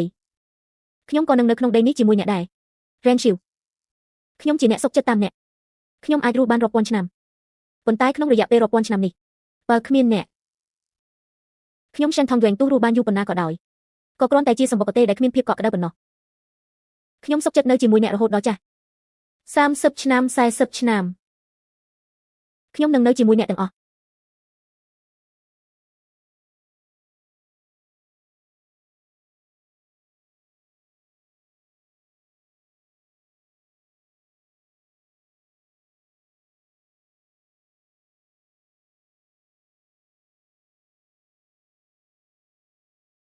រ៉េនជាថ្ងៃនេះថ្ងៃល្អណាស់ខ្ញុំនឹងអបអ្នកឡើងភ្នំទៅមើលដេះវ៉ាញ់ល្ងងមែនរាល់ថ្ងៃលាបំសៅលើមុខមិនខ្លាចស្រូបចូលសួតទេមិនខ្លាចទេរាងកាយរបស់ខ្ញុំរឹងមាំណាស់ទៅហើយយាយចាស់យើងទៅមើលដេះវ៉ាញ់ទៅ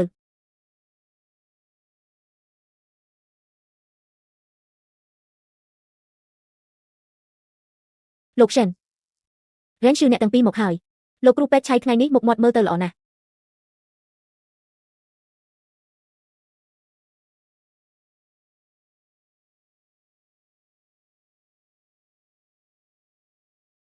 រ៉េនឈីវកាលពីពេលនោះខ្ញុំបានឡើងឋានសួគ៌អ្នកបានប្រើពាក្យសន្យារបស់អ្នកអមតាដើម្បីជួយសង្គ្រោះដាស់វិញឥឡូវនេះគិតត្រឡប់ទៅវិញតាមពិតនោះគឺជាសំណាងអមតាដ៏ធំបំផុតតែខ្ញុំធ្លាប់ទទួលបានក្នុងជីវិតនេះបើថ្ងៃនោះអ្នកមិនកាត់ផ្ដាច់ចំណងវាសនាចាស់ទេខ្ញុំ Watson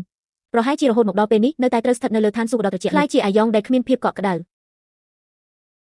អរគុណអ្នកដែលធ្វើឲ្យខ្ញុំបានខ្លាចជាមនុស្សពិតម្នាក់មុនពេលស្លាប់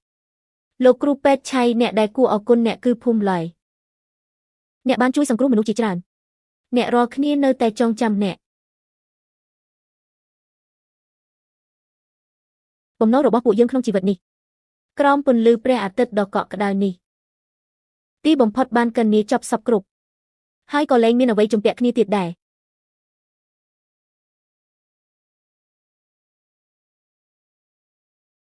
រ៉េនឈីវកុំដេកអីអ្នកមើលខ្ញុំសិន បើអ្នកមួយដេកខ្ញុំនឹងធ្វើនំស្ករត្នោតឲ្យអ្នកថ្ងៃនេះខ្ញុំបានច្របាច់ម្សៅដាក់ស្ករក្រហមច្រើនណាស់ផ្អែមឆ្ងាញ់ណាស់មកភ្លក់មួយម៉ាត់ជាមួយគ្នាបានទេ Shen Tongguang នៅទីនេះទេ Ren ជាខ្ញុំនៅទីនេះបើខ្ញុំចាស់ហើយស្លាប់ទៅអ្នកនឹងធ្វើដូចម្ដេចខ្ញុំបានគិតទុករួចហើយខ្ញុំនឹងរងចាំអ្នក100ឆ្នាំរហូតអ្នកក្លាយជាយាយចាស់តូចម្នាក់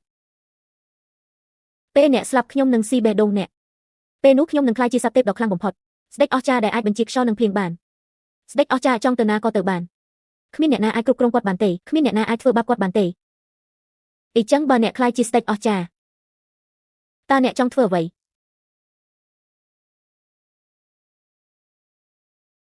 ស្ដេចអស្ចារ្យនឹងទៅរងចាំក្បែរស្ពានណែ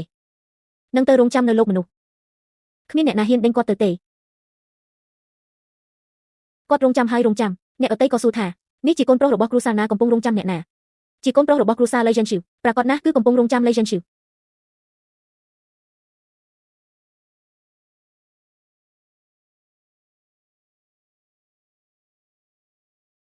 ឈប់សិនឈប់សិន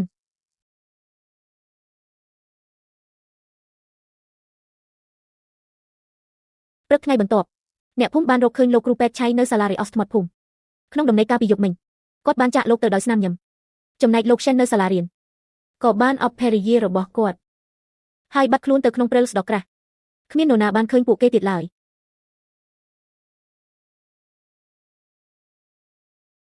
លោកម្ចាស់អ្នកមិនទៅចាប់កំណើតឡើងវិញក៏មិនទៅឋានសួគ៌ក៏ដែរអ្នកជាសត្វទេវតាមួយហេតុអ្វីបានជាមករងចាំនរណាម្នាក់នៅកន្លែងត្រជាក់ស្ងាត់នេះខ្ញុំជាលោកម្ចាស់របស់គ្រូសាលីហ្សិនឈីខ្ញុំមករងចាំលីហ្សិនឈីរបស់ខ្ញុំនៅទីនេះជាការពិតណាស់